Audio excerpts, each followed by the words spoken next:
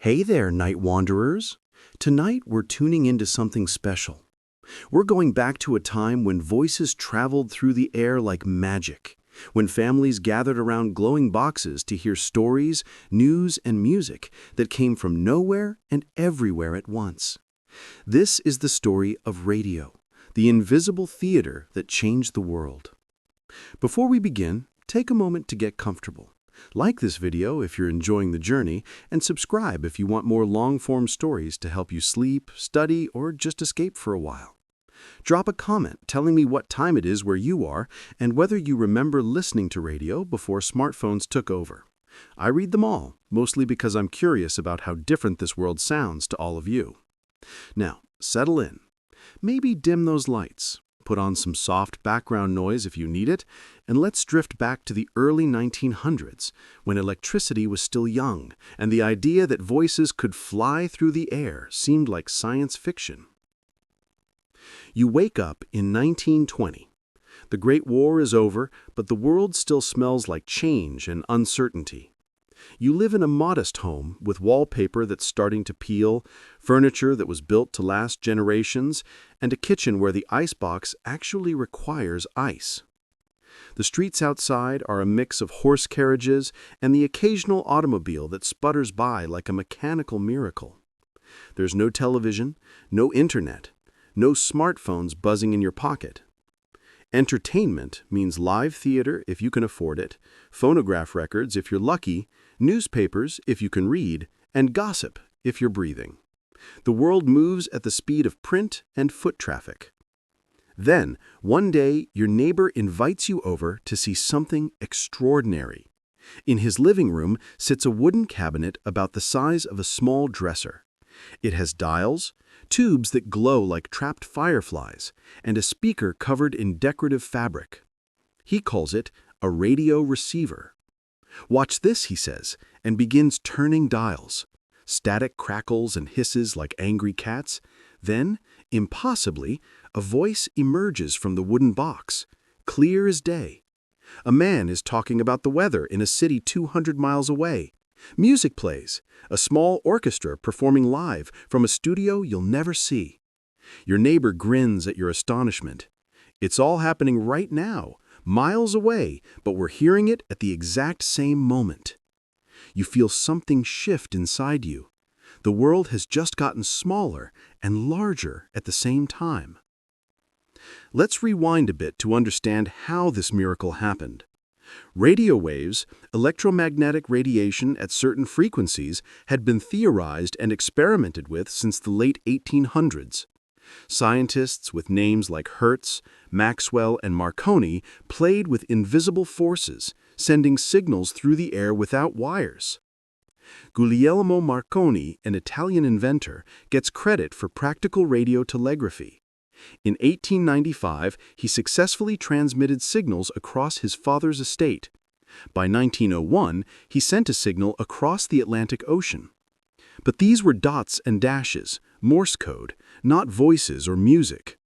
The breakthrough for voice transmission came from inventors like Reginald Fessenden, who achieved the first audio radio transmission in 1906. On Christmas Eve, ship wireless operators up and down the Atlantic coast heard something unprecedented. Instead of dots and dashes, they heard a human voice reading from the Bible, followed by someone playing violin. It was scratchy, faint, and miraculous. Technology improved rapidly. Lee DeForest's Audion tube, later refined as the vacuum tube, amplified signals. This made broadcasts stronger and receivers more practical. By the end of World War I, radio technology had advanced significantly, partly due to military applications. Soldiers used radio for communication, and when they came home, they brought that knowledge with them. The stage was set. The technology existed. All it needed was someone to realize that radio could be more than point-to-point communication. It could be broadcasting. One voice reaching thousands of ears simultaneously. On November 2, 1920, radio station KDKA in Pittsburgh, Pennsylvania, made history. It broadcast the results of the presidential election between Warren Harding and James Cox. The transmission was heard by only a few hundred people with homemade crystal radio sets, but it proved something crucial. Regular, scheduled broadcasting was possible. Imagine stepping into an early radio studio in 1925. The room is smaller than you'd expect, maybe the size of a modest bedroom. The walls are covered in heavy curtains or cork to deaden echoes. A single microphone hangs from the ceiling or stands on a desk, a large, intimidating piece of equipment that looks like a metal basket. Around the microphone, performers gather. A small orchestra might squeeze into one corner, musicians reading sheet music under dim lights. A singer stands near the microphone, careful not to get too close or too far. The announcer sits at a small table with scripts, advertisements, and a glass of water for his increasingly dry throat. There's no audience, except for maybe a few observers behind glass in the control room. The performers can't see the faces of their listeners, can't hear applause, can't feel the energy of a crowd. They're performing for ghosts, for invisible thousands they must imagine into existence. Engineers monitor equipment, adjusting levels, watching vacuum tubes glow and meters bounce. One wrong move, a dropped script, a cough into the microphone, a blown tube, and the broadcast is ruined. There's no tape, no editing, no second chances. Everything is live.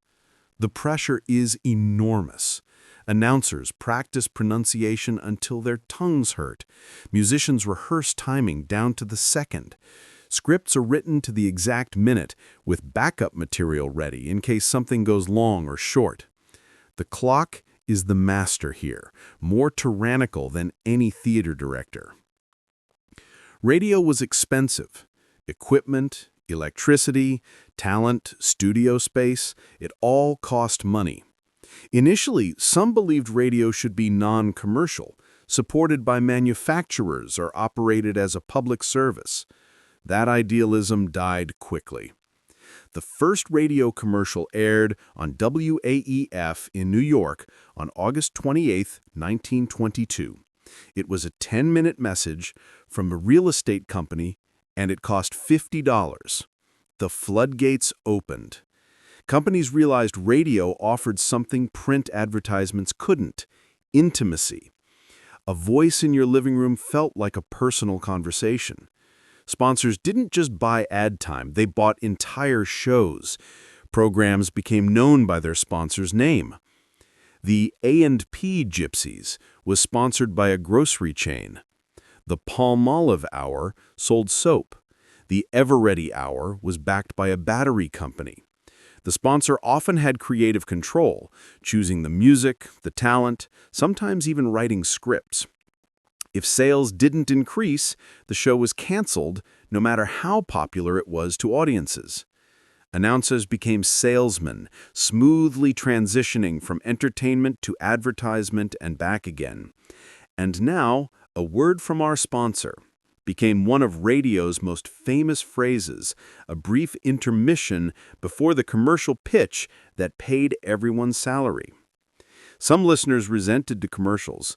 They wrote letters complaining that advertisements interrupted their enjoyment, but most accepted it as the price of free entertainment. Besides, many commercials were entertaining in their own right, with jingles, skits, and celebrity endorsements. Before radio, evenings at home were quieter. Families might read aloud to each other, play games, or sit in separate rooms doing separate things. Radio changed that. The radio became the hearth around which the family gathered. In many homes, it occupied the place of honor in the living room. Furniture was arranged so everyone could see it, even though there was nothing to see except the glowing dial and the cloth-covered speaker. Schedules reorganized around radio programs. Dinner was timed so the family could eat and still catch their favorite show at 7 o'clock. Children rushed through homework to hear adventure serials. Adults lingered after supper, unwilling to miss the news or a musical program. Radio listening was a communal activity. When something dramatic happened on a show, you could hear the neighbors react through thin walls. The next day, people discussed what they'd heard the night before. Did you catch that joke on Eddie Cantor? What about the singer on The Voice of Firestone? For rural families especially, radio was a lifeline to the wider world. Isolated farms that might only get mail twice a week suddenly had access to news, weather, market reports, and entertainment from distant cities. Loneliness diminished. The world felt closer. Radio also democratized culture to some degree. You didn't need to dress up, travel downtown, or buy expensive tickets. Entertainment came to you, free except for the initial cost of the receiver. A factory worker and a millionaire could listen to the same program at the same time. The sound of the dial, what people heard. So what did these early listeners tune into? The programming was wildly varied, a chaotic experiment in what might work. Music dominated the airwaves. Live orchestras performed classical pieces, jazz bands played the latest hits, and vocalists crooned popular ballads. Radio made stars overnight. A singer could be unknown one week and a household name the next if the right program gave them airtime. News was brief and formal. Announcers read from wire service copy in measured tones. There was little analysis, few opinions. The style was just the facts, delivered with crisp pronunciation and absolute authority. The idea of an anchor with personality came much later.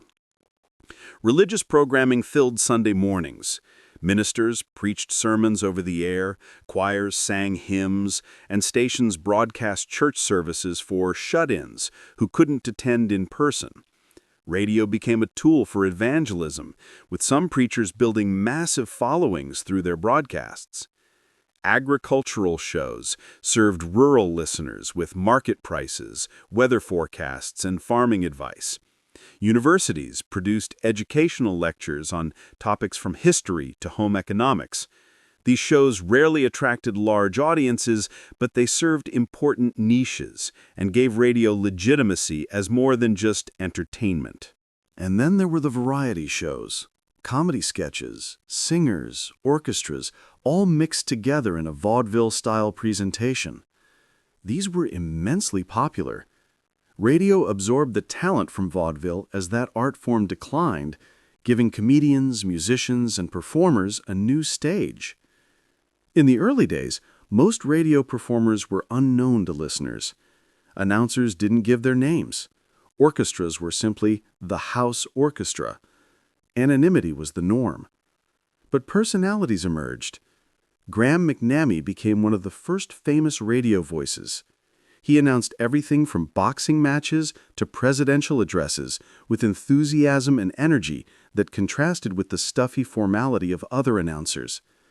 He brought emotion and excitement to broadcasting. Comedians found radio welcoming. Ed Wynn, known as the Perfect Fool, hosted the Texaco Fire Chief show with puns, jokes, and slapstick translated into sound. Eddie Cantor sang, joked, and sold products for Chase and Sanborn Coffee. Their shows topped the ratings. Amos and Andy became a phenomenon. Two white performers, Freeman Gosden and Charles Correll, played African-American characters in a comedy series that drew enormous audiences. By 1930, it was estimated that a third of the U.S. population tuned in regularly. Theaters scheduled shows around it. Telephone use dropped during broadcasts because everyone was listening. The show is controversial today for its racial stereotypes and the fact that white actors portrayed black characters. At the time, it was celebrated, though African-American groups protested the negative portrayals. It's a reminder that radio, for all its wonder, reflected the prejudices of its era. Kate Smith became the songbird of the South. Her radio show drew millions of listeners, and her signature song, God Bless America, became an anthem. She sold war bonds during World War II so effectively that she raised millions of dollars with her broadcasts alone. Bing Crosby's smooth crooning style was perfect for radio microphones. Unlike stage performers who had to project to the back row, radio singers could be intimate, quiet, almost whispering into listeners' ears. Crosby mastered this, and his career skyrocketed. What was it like to sit in a darkened living room, eyes on the glowing radio dial, and listen? You had to imagine everything. When the announcer said, "We take you now to the Coconut Grove nightclub in Los Angeles," you had to picture it. The swaying palm trees, the elegant tables, the dancers in evening gowns and tuxedos. Radio trained people to visualize based on sound alone. Sound effects artists became crucial. They created the sonic landscapes that allowed imagination to flourish. Footsteps were created by someone walking in place on a box of gravel. Doors opened and closed in the studio. Thunder was a metal sheet shaken vigorously. Horses galloping? Coconut shells clapped together in rhythm. Clever listeners could sometimes hear these tricks. The outdoor scene that had birds chirping just a bit too close. The rainstorm that sounded suspiciously localized. But most people willingly suspended disbelief. The magic worked. Radio also created a strange intimacy. The voice in the speaker seemed to be speaking directly to you, not to thousands of others. Performers learned to address you, singular, not you all, plural. They spoke as if sitting in your living room, a friend visiting for the evening. This intimacy made radio powerful for persuasion. President Franklin Roosevelt understood this when he began his fireside chats in 1933. He spoke in a conversational tone, explaining complex policies in simple language, directly addressing concerns. People felt he was talking to them personally, not at them from a distant podium. Not everything about early radio was wholesome family entertainment. Controversies erupted quickly. Religious broadcasting sometimes turned bitter. Different denominations fought for airtime, and some preachers used radio to attack other faiths. Anti-Catholic, anti-Semitic, and anti-immigrant rhetoric found a home on some stations. Father Charles Coughlin, a Catholic priest, began as a popular radio speaker, but eventually spread conspiracy theories and anti-Semitic messages to millions of listeners before being forced off the air. Political propaganda also found radio useful. Radio could be used to spread lies as easily as truth, to inflame passions as easily as inform. Governments around the world recognized radio's power for control. In Germany, the Nazi regime would use radio extensively for propaganda. In the Soviet Union, radios were manufactured without the ability to change stations, so listeners only heard government-approved content. Censorship became a concern.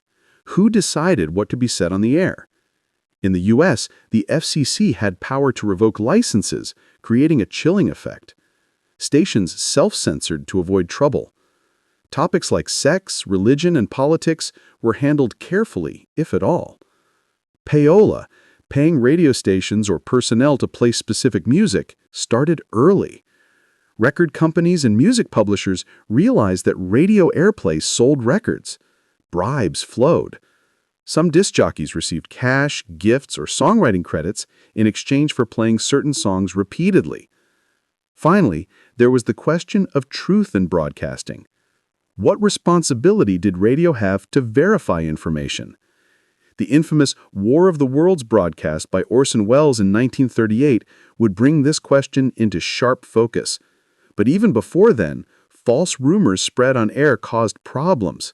A careless announcement could spark panic or violence.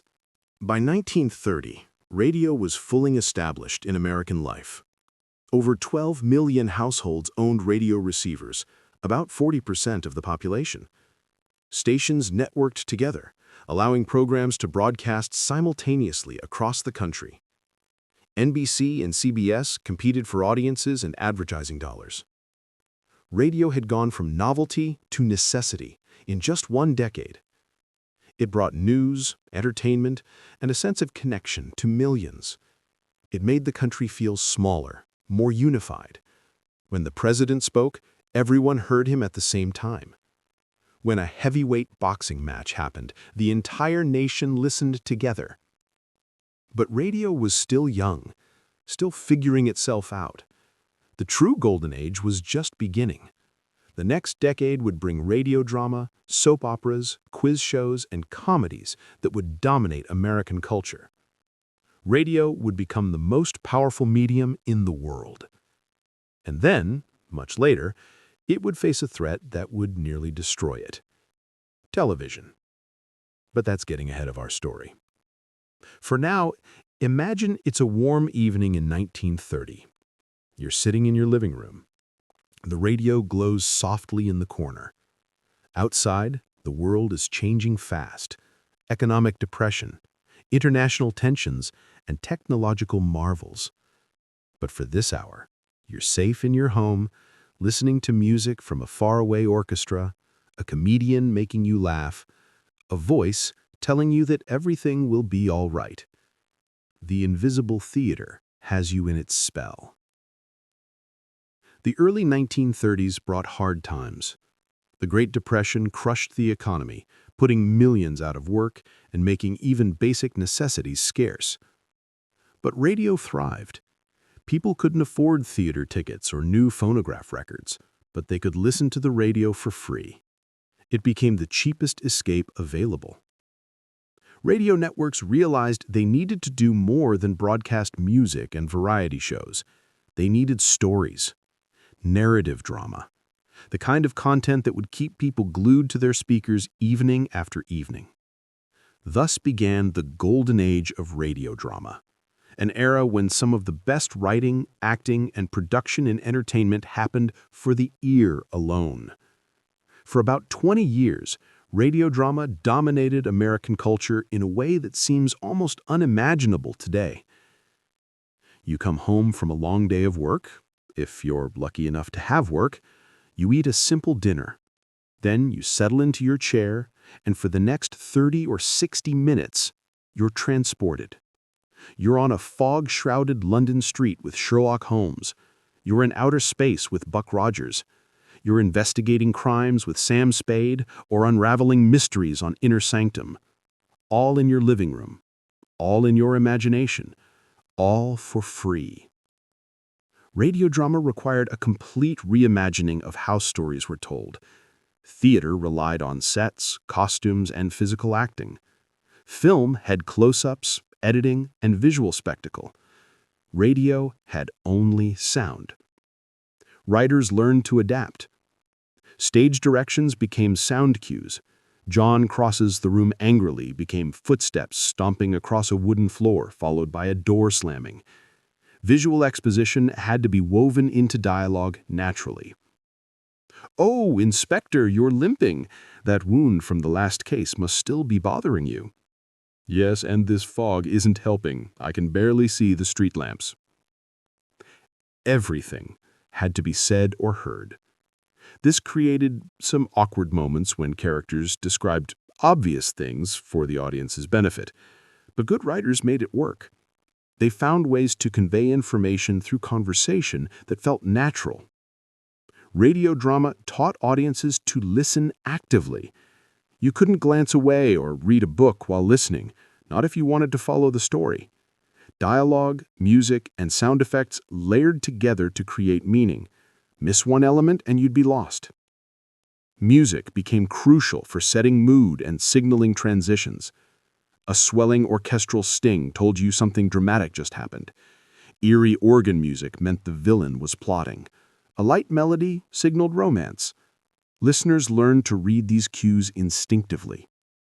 Let's meet Jack Smith, not his real name, but representative of the many unsung heroes of radio. He's a sound effects artist, and he's standing in a corner of the studio surrounded by bizarre objects. There's a box of gravel, several pairs of shoes in different styles, coconut shell halves, a door frame with a working door, sheets of metal in various thicknesses, bags of crushed cellophane, buckets of water, sticks, chains, guns loaded with blanks, coconuts, celery stalks, and dozens of other items most people would consider junk. Jack's job is to watch the script while the actors perform and create every sound the story requires, in real time, in perfect sync with the dialogue, never too loud or soft, never early or late. The script says, "The detective walks down the alley. Rain begins to fall. He hears footsteps behind them and breaks into a run. Jack springs into action. He sprinkles rice onto a metal sheet to simulate rain, increasing the intensity gradually. He walks in place on the gravel box with one pair of shoes, the detective, then switches to another pair and walks slightly out of sync, the follower. Then he increases his pace for both, coconut shells clapping rapidly to simulate running. It's a physically demanding job that requires timing, creativity, and the ability to focus intensely while chaos happens around you. Sound effects artists trained for years to perfect their craft. They experimented constantly, finding new ways to create sounds or improve old techniques. Some sounds were impossible to recreate realistically. For fight scenes, actors would stand close to the microphone and grunt, groan, and make impact sounds with their voices, while the sound man punched leather cushions or slapped wet towels together. Horses galloping were coconut shells, yes, but creating a realistic horse gallop required rhythm and variation, slowing down, speeding up, matching the action of the scene. Fire was crinkled cellophane close to the microphone. Thunder was a large metal sheet shaken vigorously or a bass drum rolled. Airplane engines were sometimes actual small engines running in a soundproof booth, sometimes just clever manipulation of recorded sounds played at the right moment. The best sound effects artists were famous within the industry. Studios competed for their services. Actors loved working with good sound men because they made the scenes come alive, helping actors react believably to sounds that existed only in the moment. The voices, acting without faces. Radio actors were a special breed. Many came from theater, but radio required different skills. You couldn't rely on facial expressions, gestures, or physical presence. Everything had to be in the voice. Great radio actors could convey emotion, character, and motivation through vocal performance alone. Orson Welles, before he became a famous film director, was a brilliant radio actor and director. His voice had weight and authority. He could sound menacing, charming, terrified, or heroic just by adjusting his tone and pacing. Agnes Moorehead, who later played Endora on the TV show Bewitched, was a legendary radio actress. In one famous episode of a show called Lights Out, she performed a 20-minute monologue as a woman trapped under a collapsed building. No other actors, just her voice, conveying terror, hope, despair, and finally, acceptance. It's still considered one of the greatest radio performances ever. Radio actors often played multiple roles in the same show. With clever microphone positioning and vocal changes, one person could voice several characters in a single episode. This saved money and showcased versatility. Child actors were common, but surprisingly, adult women often played young boys. Their voices sounded more like actual children than adult male actors trying to sound young. The practice was so common that some actresses specialized in boy roles and made entire careers from it. Rehearsals happened quickly, sometimes just a few hours before broadcast. Scripts were often rewritten up to the last minute. Actors had to be quick studies, able to deliver convincing performances after minimal preparation. They held scripts in their hands during performance, standing around microphones, taking turns stepping forward when their character spoke. The microphone became a scene partner. Actors learned how to work the mic, stepping closer for intimate moments, pulling back for shouting or action, moving around it to create spatial effects. A skilled actor could make you believe two characters were at opposite ends of a room just by how they positioned themselves relative to the microphone. Certain radio dramas became cultural touchstones. Let's visit a few. The Shadow premiered in 1930, though it evolved into its famous form by 1937. It opened with one of radio's most recognizable lines, "Who knows what evil lurks in the hearts of men? The shadow knows," followed by sinister laughter. The shadow was Lamont Cranston, a wealthy man who could cloud men's minds to become invisible. He fought criminals in New York City with his companion, Margot Lane. The show was pulpy, melodramatic, and hugely popular.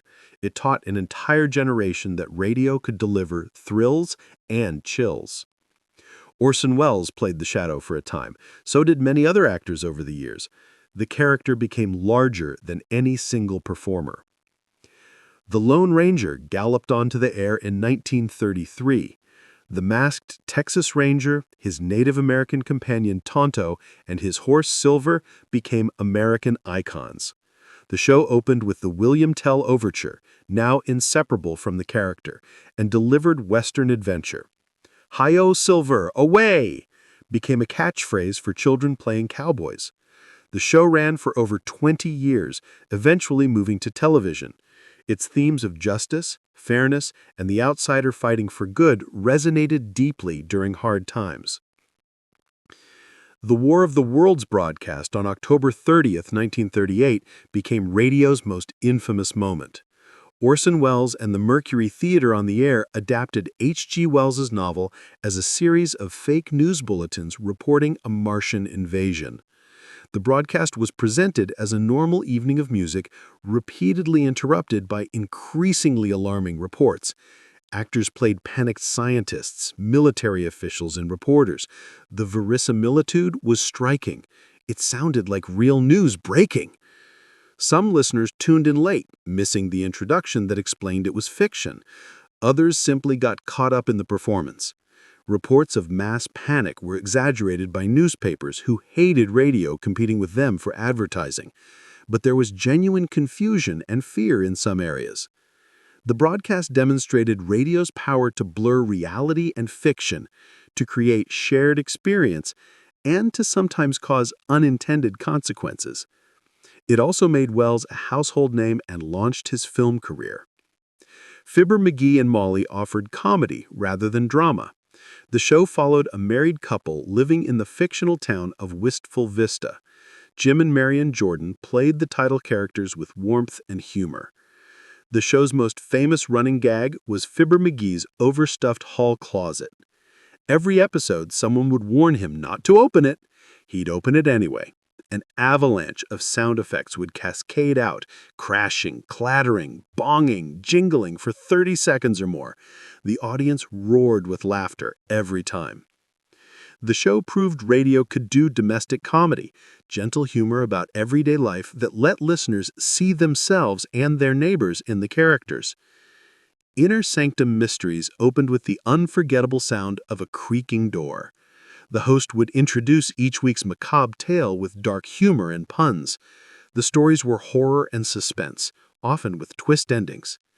The creaking door became so famous that people imitated it. To this day, if someone says creaking door, fans of old radio think immediately of Inner Sanctum. While evening brought adventure and mystery, daytime belonged to soap operas, serialized dramas that aired Monday through Friday, aimed at housewives. They were called soap operas because soap manufacturers sponsored most of them. Procter & Gamble alone sponsored dozens of shows, using them to advertise Oxydol, Duz, and other cleaning products to their target demographic. These shows were melodramatic, slow-paced, and addictive. Storylines stretched for months or years. Characters dealt with romance, betrayal, disease, amnesia, and every dramatic situation writers could imagine. The Guiding Light started on radio in 1937 and eventually transitioned to television, where it ran until 2009, making it the longest-running drama in broadcasting history. Over 70 years of continuous storytelling. Ma Perkins ran for 27 years. The title character was a small-town widow who ran a lumber yard and dispensed folksy wisdom while dealing with her own troubles and everyone else's. Soap operas were derided as lowbrow, but they pioneered techniques in serialized storytelling. They created emotional investment through long-term character development. Listeners grew up with characters, following their lives for decades. Organ music became the signature sound of soap operas. Every dramatic moment was punctuated with swelling organ chords. Dialogue was often repeated to help listeners who missed previous episodes catch up. Characters would rehash what happened yesterday in conversation. Despite criticism, soap operas were economically crucial. They brought in steady advertising revenue during daytime hours when fewer people listened. They employed hundreds of actors, writers, and technicians. And they built loyal audiences who organized their days around their favorite shows. Behind every great radio drama was a writer, often working under crushing deadlines for little credit. Radio consumed content voraciously.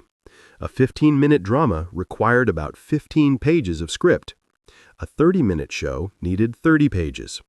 Soap operas broadcasting 5 days a week needed fresh scripts constantly. Series producing new episodes weekly demanded regular output. Writers were usually not credited on air. Scripts were treated as work for hire, property of the network or sponsor. Some writers produced pseudonymous work for competing shows to make ends meet. The best radio writers mastered the form completely. They understood pacing, knowing that radio had no visuals to fill time, so every moment had to serve the story or create atmosphere. They wrote dialogue that sounded natural when spoken aloud, not literary prose that looked good on paper. They also learned to write for sponsors. Product integration was required. Characters drank the sponsor's coffee, used the sponsor's soap, shopped at the sponsor's stores. Good writers made this feel organic. Bad writers stopped the story dead to deliver advertising copy. Norman Corwin became one of the few radio writers to achieve fame. His poetic, ambitious radio plays elevated the medium. His work after Pearl Harbor, particularly his broadcasts rallying the nation during World War II, demonstrated radio's capacity for serious artistry. Arch Oboler wrote and directed hundreds of horror and suspense plays. His work pushed boundaries, sometimes too far for network censors. He believed radio could do anything film could do, maybe more, because the listener's imagination was more powerful than any special effect. What did it feel like for families listening to these shows? Picture a living room in 1940. The curtains are drawn. The only light comes from a table lamp and the glowing dial of the Philco radio. A family of 4 sits in a semicircle, mom and dad on the sofa, kids on the floor. It's 8 p.m. The Lux Radio Theater is about to begin. This show adapts popular movies into 1-hour radio plays, often with the original film stars reprising their roles. Tonight, Cary Grant in a mystery thriller. The announcer's smooth voice fills the room. Lux presents Hollywood. The family settles in, eyes on nothing, listening intently. For the next hour, that living room becomes a Gothic mansion, a foggy waterfront, a speeding train. The family's faces react to what they hear: fear, surprise, laughter. They're together, but each is experiencing the story individually in their own imagination. When the show ends, they discuss it. Who was the killer? Did you figure it out before the reveal? Wasn't Cary Grant excellent? The show becomes a shared experience, a conversation starter, a memory. This happened in millions of homes every evening. Radio drama created a common culture. On Friday nights, you knew everyone was listening to certain shows. Saturday meant different programs. Sunday evening had its own lineup. Families planned around radio schedules. Dinners ended in time for favorite shows. Homework was rushed. Baths were postponed. The radio ruled the evening. For children, radio provided heroes and adventure. Kids played radio shows the way later generations would play television shows or video games. They reenacted episodes in backyards, taking turns being the Lone Ranger or the Shadow. Fan clubs formed around popular programs. Listeners wrote letters to characters, not actors. They sent suggestions for storylines. They asked for autographed photos, which networks happily provided as publicity. Some listeners believed the shows were real. They'd write to soap opera characters offering advice on their problems or congratulating them on overcoming difficulties. Networks sometimes responded in character, maintaining the illusion. Radio drama was expensive compared to music programs. You needed writers, actors, often multiple actors per episode, directors, sound effects artists, musicians for scoring, and engineers. A full orchestra might cost less than a dramatic cast for a major production. But drama delivered audiences that sponsors wanted. Drama created loyalty. People would tune in every week for the next installment of a serial. Music programs had listeners who would switch stations if they didn't like a particular song or performer. Drama also allowed for more integrated advertising. Characters could use sponsor products within the story. They could face problems that the sponsor's product solved. A character with a headache takes the sponsor's aspirin. A housewife struggles with tough stains until she tries the sponsor's detergent. Networks developed stable companies of actors who appeared in multiple shows. This was efficient. Actors were always available, familiar with studio procedures, and skilled at radio performance. It also meant listeners heard the same voices in different roles, which some found distracting but most accepted as the nature of radio. The major networks, NBC, CBS, and later ABC and Mutual, competed for top talent. They offered contracts to popular actors, writers, and directors to keep them exclusive. A hit show on NBC couldn't have its stars poached by CBS, at least not without expensive legal battles. Independent stations and smaller networks couldn't afford original drama. They relied on transcriptions, pre-recorded shows sold for syndication, or they filled time with music and local content. This created a divide between major market stations with network affiliations and smaller stations that served as secondary entertainment. When war came, radio drama adapted. Shows incorporated patriotic themes. Heroes fought Nazi spies. Plots involved wartime rationing, shortages, and sacrifice. Characters enlisted, went overseas, or worked in defense plants. Some programs were explicitly propagandistic, produced in cooperation with the government to boost morale and promote bond purchases, conservation, and civil defense. Supermen battled saboteurs. The Lone Ranger rounded up black market criminals. The government also produced its own thematic programs. The Treasury Department sponsored shows encouraging bond purchases. The Office of War Information worked with networks to ensure programming supported the war effort. For servicemen overseas, Armed Forces Radio Service broadcast shows from home. Soldiers in the Pacific or Europe could hear the same programs their families heard, connecting them across thousands of miles. AFRS also produced original content, variety shows, dramas, and comedies specifically for troops. Some radio personalities enlisted and continued broadcasting in uniform. Others toured with USO shows, performing live for troops and recording special broadcasts from military bases and battlefields. The war also brought censorship. Networks had to be careful about depicting military operations, revealing strategic information, or saying anything that might hurt morale. Scripts were reviewed. Some shows were recorded and broadcast on delay to allow for editing if necessary. By 1945, radio drama was at its peak. Millions listened nightly. The best actors, writers, and directors worked in radio. Production values were high. Creativity flourished. But television was coming. Experimental TV broadcasts had existed since the 1930s, but World War II halted development. After the war, television manufacturing resumed. By the late 1940s, TV sets were appearing in American homes, expensive but growing more affordable. Radio executives initially weren't worried. Television was a novelty, they said. People would tire of staring at a small, fuzzy screen. Radio had imagination on its side. TV had what? Pictures? They were catastrophically wrong.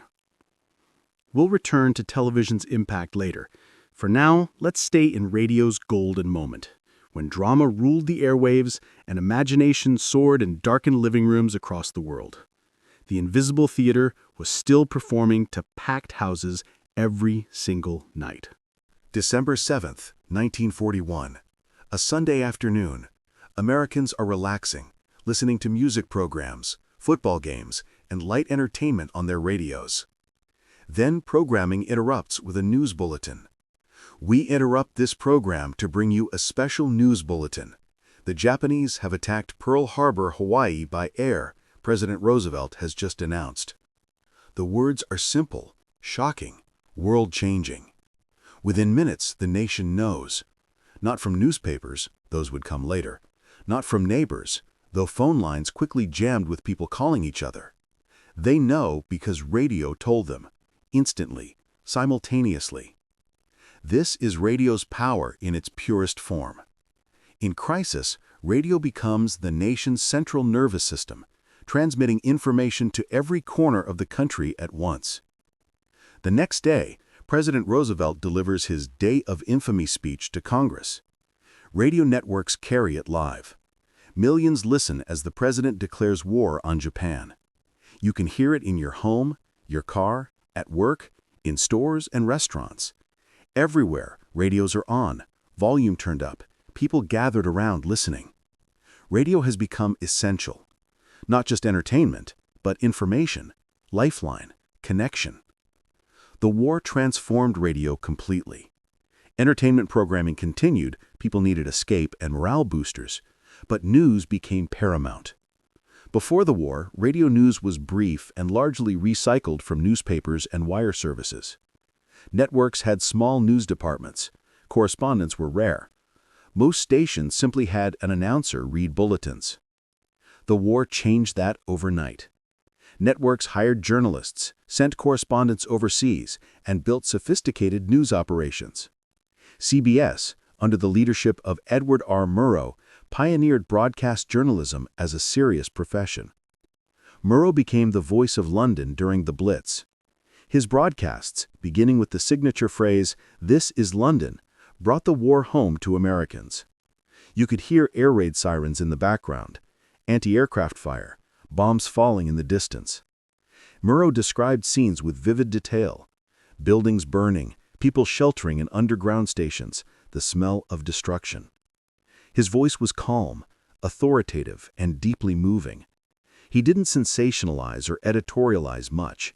He simply reported what he saw, trusting listeners to understand the magnitude of what was happening.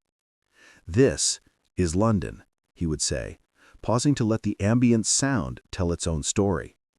The pause became famous, pregnant with meaning. Other correspondents joined Murrow. Eric Severade, William Schreier, Charles Collingwood, they became known as Murrow's Boys, a team of broadcast journalists who established standards for the profession. They reported from battlefields, liberated concentration camps, and bombed cities. Broadcasting from war zones required ingenuity. Early in the war, correspondents recorded reports on large, fragile disc recorders that had to be transported carefully and shipped back for broadcast. The delay meant reports were days old by the time they aired. Technology improved. Wire recorders became available, lighter and more portable. Eventually, magnetic tape recording reached the field. Correspondents could record on the spot and ship tapes quickly, or even broadcast live via shortwave radio. Live broadcasts from combat zones were technically challenging and dangerous. Correspondents positioned themselves near action, often under fire. Engineers rigged equipment in foxholes, planes, and ships. The technical achievement was as impressive as the journalism. The sound of war became familiar to American listeners. You heard artillery fire, planes overhead, tank treads, and machine guns. You heard soldiers' voices, scared, tired, determined. You heard commanders giving orders and chaplains leading prayers before battles. Radio brought war into homes in ways newspaper photos couldn't. A photograph froze a moment. Radio delivered it as it happened, with all the chaos and confusion. The immediacy made it real. Correspondents faced censorship. Military authorities reviewed scripts and recordings to prevent revealing strategic information or hurting morale. Most reporters accepted this as necessary, though they chafed at restrictions. Some correspondents became casualties. Several were killed or wounded. Their deaths brought home the dangers they faced and elevated their status as heroes, delivering truth at personal risk. While American and British radio reported news, with censorship but some independence, other nations used radio purely for propaganda. Nazi Germany had recognized radio's power early. When Hitler came to power, the regime quickly controlled all broadcasting. Radio became a tool for spreading Nazi ideology and maintaining control over the population. Joseph Goebbels, the Minister of Propaganda, understood radio's effectiveness. He ensured that cheap radio receivers, Volksempfänger, or people's receivers, were mass-produced and sold at subsidized prices. By 1939, about 70% of German households owned radios, the highest percentage in the world. These receivers were designed to pick up German stations clearly, but had difficulty receiving foreign broadcasts. The regime discouraged listening to enemy radio, calling it treason, punishable by imprisonment or death. Despite the risk, many Germans secretly tuned to BBC broadcasts to hear uncensored news. Nazi radio programming mixed entertainment with propaganda. Music, dramas, and comedy shows provided relief from daily hardships, while news broadcasts and speeches promoted Nazi ideology. Hitler's speeches were broadcast live and heard by millions. His rallies were staged with radio in mind, choreographed, dramatic, designed for maximum impact through speakers. The Soviet Union similarly controlled radio. All broadcasts were state-run, all content approved by authorities. Radio promoted communist ideology and Stalin's personality cult. During the war, radio rallied Soviet citizens to resist German invasion with patriotic programming and military bulletins. Japan used radio to promote militarism and loyalty to the emperor. English-language broadcasts aimed at Allied troops featured Tokyo Rose, several different women who played music and delivered propaganda designed to demoralize soldiers. These propaganda efforts were sophisticated and often effective. They demonstrated radio's dark potential, how it could manipulate, deceive, and control populations in ways previous media couldn't match. Back in America, radio helped unite the country behind the war effort. Entertainment programming incorporated patriotic themes and war-related storylines. Soap operas saw characters' husbands enlist and go overseas. Dramas featured heroes fighting spies and saboteurs on the home front. Comedies made jokes about rationing and shortages, helping people laugh at shared hardships. Radio promoted war bonds heavily. Networks aired special programs encouraging Americans to buy bonds to finance the war. Stars hosted bond drive broadcasts. Kate Smith's marathon 16-hour bond drive broadcast raised over $100 million. Celebrity talent donated time freely for war-related programming. Bob Hope, Bing Crosby, and countless others performed on shows supporting the war effort. It was expected, patriotic, and good publicity. Radio also addressed practical matters. Programs explained rationing, demonstrated victory gardens, and promoted conservation of critical materials. Listeners learned how to recognize aircraft, prepare for air raids, and contribute to civil defense. For families with loved ones overseas, radio provided connection. Soldiers could sometimes record messages home that were broadcast on special programs. The Red Cross facilitated these recordings, bringing comfort to families who might not hear from their sons, husbands, or fathers for months.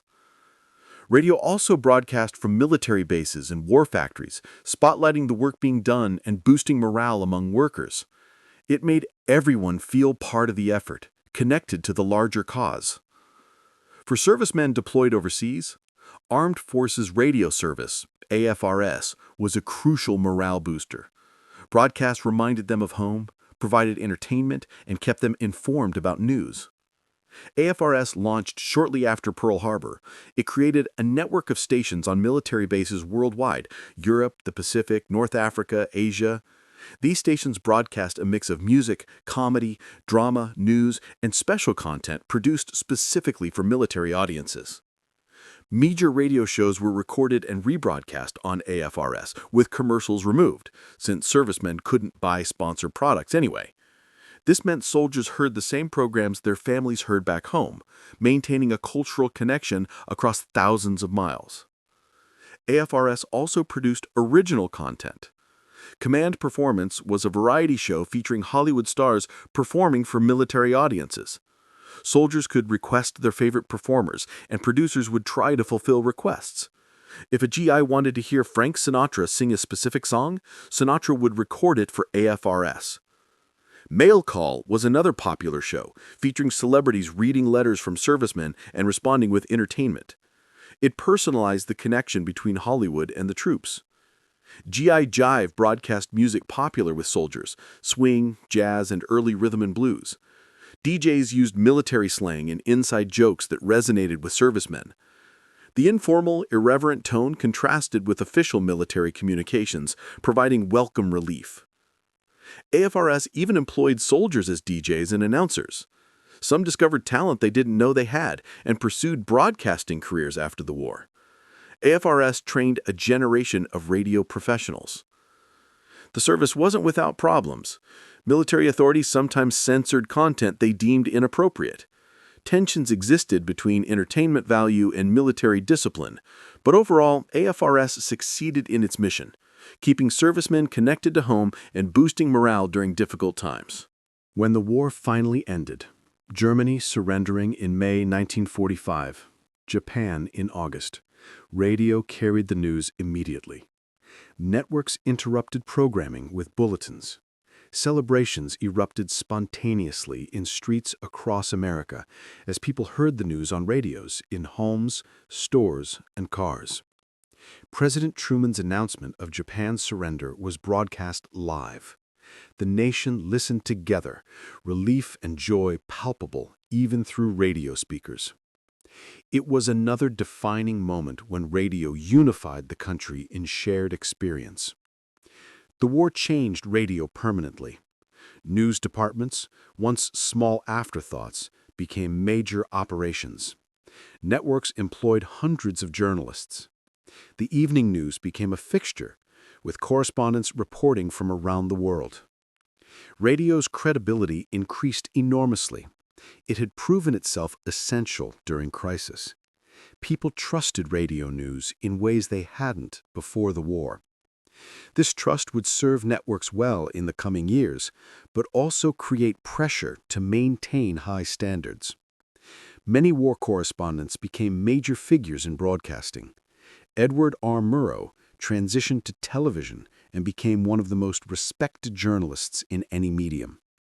Walter Cronkite, who covered the war for United Press and later for AFRS, joined CBS and eventually became the most trusted man in America as a TV news anchor. The technical advances made during wartime, better recording equipment, improved transmission, portable units, enhanced peacetime broadcasting. The innovations driven by military necessity found civilian applications. Radio emerged from the war at the height of its power and prestige. It had entertained, informed, united, and served. It had proven itself indispensable. But even at this pinnacle, the threat was growing. Television was about to explode. The transformation would be swift and brutal. Radio would have to completely reinvent itself or die. The sounds we remember. Before we move on, let's linger for a moment on the sounds of wartime radio. These audio memories defined an era. The crackle of static on shortwave broadcasts from London. Edward R. Murrow's measured voice with air raid sirens wailing behind him. The sound of boots marching. Artillery fire in the distance. The eerie wail of air raid sirens. Patriotic songs like Boogie Woogie Bugle Boy, Praise the Lord and Pass the Ammunition, and White Christmas, which became a wartime anthem despite being a simple holiday song. The voices of leaders, Roosevelt's fireside chats, Churchill's speeches broadcasted from London, Hitler's ranting speeches, heard by some Americans tuning to shortwave frequencies. The sound of Morse code cutting through static, dot dash dot, carrying messages across oceans. The exuberant big band music that dominated the airwaves, providing soundtrack to the era. Glenn Miller, Benny Goodman, Tommy Dorsey, Count Basie. The comedy that provided relief. Bob Hope's jokes, Jack Benny's timing, Fibber McGee's closet crashing open right on schedule, even as the world fell apart around it. These sounds created shared memory. An entire generation carried them through life. Decades later, a certain song or a crackle of static could transport veterans back to those years instantly. Radio captured history as it happened, preserving not just facts, but feelings, atmosphere, emotion. Those recordings remain powerful today, windows into a world that existed only in sound and imagination. 1946. The war is over. America is prosperous, optimistic, ready to consume. Factories that built tanks and planes now produce consumer goods. Soldiers return home, get married, buy houses, start families. The baby boom begins. Technology advances rapidly. Wartime innovations find peacetime applications. Radar technology leads to improvements in electronics. Better materials, manufacturing processes, and engineering expertise accumulate. Television, which existed experimentally before the war, suddenly becomes practical and affordable. Manufacturing ramps up. The first mass-produced TV sets reach stores. They're expensive, several $100s when a week's wages might be $40, but people want them. They're the future, miracle boxes that bring moving pictures into your home. Radio with pictures, movies without leaving the house. Radio executives watch nervously. Some dismiss television as a fad. Others begin preparing for the inevitable. A few try to embrace both media simultaneously, producing programs for radio and TV. The transition happens faster than anyone expected. By 1950, 9% of American homes have television. By 1955, it's 65%. By 1960, 90%. Radio listening drops precipitously. Advertisers follow audiences to television. Network radio budgets shrink. Dramatic programs vanish as talent moves to the new medium. The golden age ends abruptly. Let's be specific about the collapse.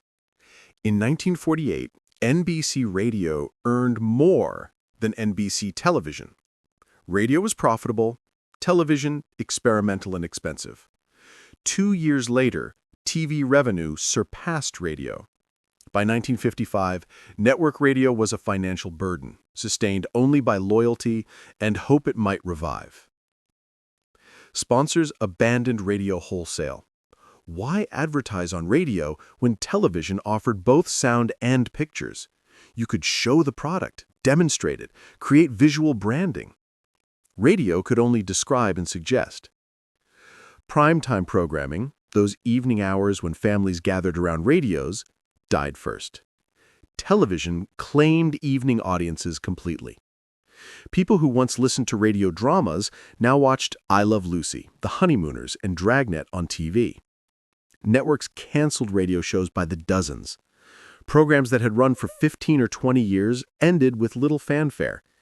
Actors, writers, and directors found themselves unemployed or forced to transition to television, where many struggled because the skills didn't translate perfectly.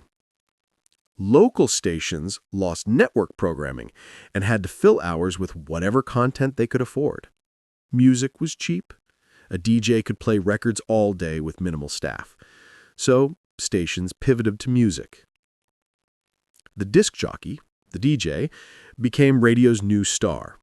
Not actors or singers or correspondents, but someone who talked between records, told jokes, gave weather and traffic reports, and made listeners feel connected to the music and the moment. It's important to understand what television took from radio, because it was nearly everything. Television took the stars. Bing Crosby, Bob Hope, Jack Benny, Burns and Allen, The Lone Ranger, Dragnet, all moved to TV, many successfully. Audiences followed them. Television took the advertisers. Major sponsors like General Electric, Procter & Gamble, and Ford shifted budgets to TV. The economic foundation of radio crumbled. Television took the evening. Families that once gathered around the radio now gathered around the TV. The shared ritual continued, but the medium changed. Television took the prestige. Radio had been the most important medium in entertainment and news. Now it became the junior partner. Less important, less exciting, less culturally relevant. Television even took radio's best ideas. Quiz shows, variety shows, dramas, news programs, all adapted to TV. Many radio shows became television shows with the same names, similar formats, sometimes even the same stars. What television couldn't take was immediacy, portability, and intimacy. These would become radio's salvation. But first, radio had to nearly die. Networks tried everything to compete with television. Most attempts failed, some spectacularly. They tried theater television, broadcasting television programs in movie theaters on large screens. The idea was that people without TV sets could watch communally. It flopped. Why go out when you could stay home? They tried improving radio drama production values, making shows more elaborate and expensive. But without pictures, audiences didn't care. The improvements cost money without increasing revenue. They tried moving successful TV shows back to radio, thinking audiences might follow. They didn't. Once you'd seen a show with pictures, listening to the audio-only version felt like a downgrade. Some executives proposed that radio should become purely cultural programming, classical music, lectures, educational content. Let television have the masses, radio would serve the elite. This idea died quickly because it wasn't economically viable. Other proposals included combining radio and television in hybrid broadcasts, using radio for some elements and TV for others. Complicated, expensive, and audiences rejected it. Desperation led to cost-cutting. Networks slashed budgets, fired staff, closed departments. Production quality declined. This accelerated the downward spiral as lower-quality programming drove away remaining listeners. Local stations faced different challenges. Network compensation payments dropped as network programming disappeared. Stations had to survive on local advertising alone. Many couldn't. Stations folded or sold to new owners who tried different formats. The question everyone asked was simple and terrifying. Would radio survive at all? Or would it go the way of vaudeville, replaced completely by a newer, better technology? The answer came from an unexpected direction: music.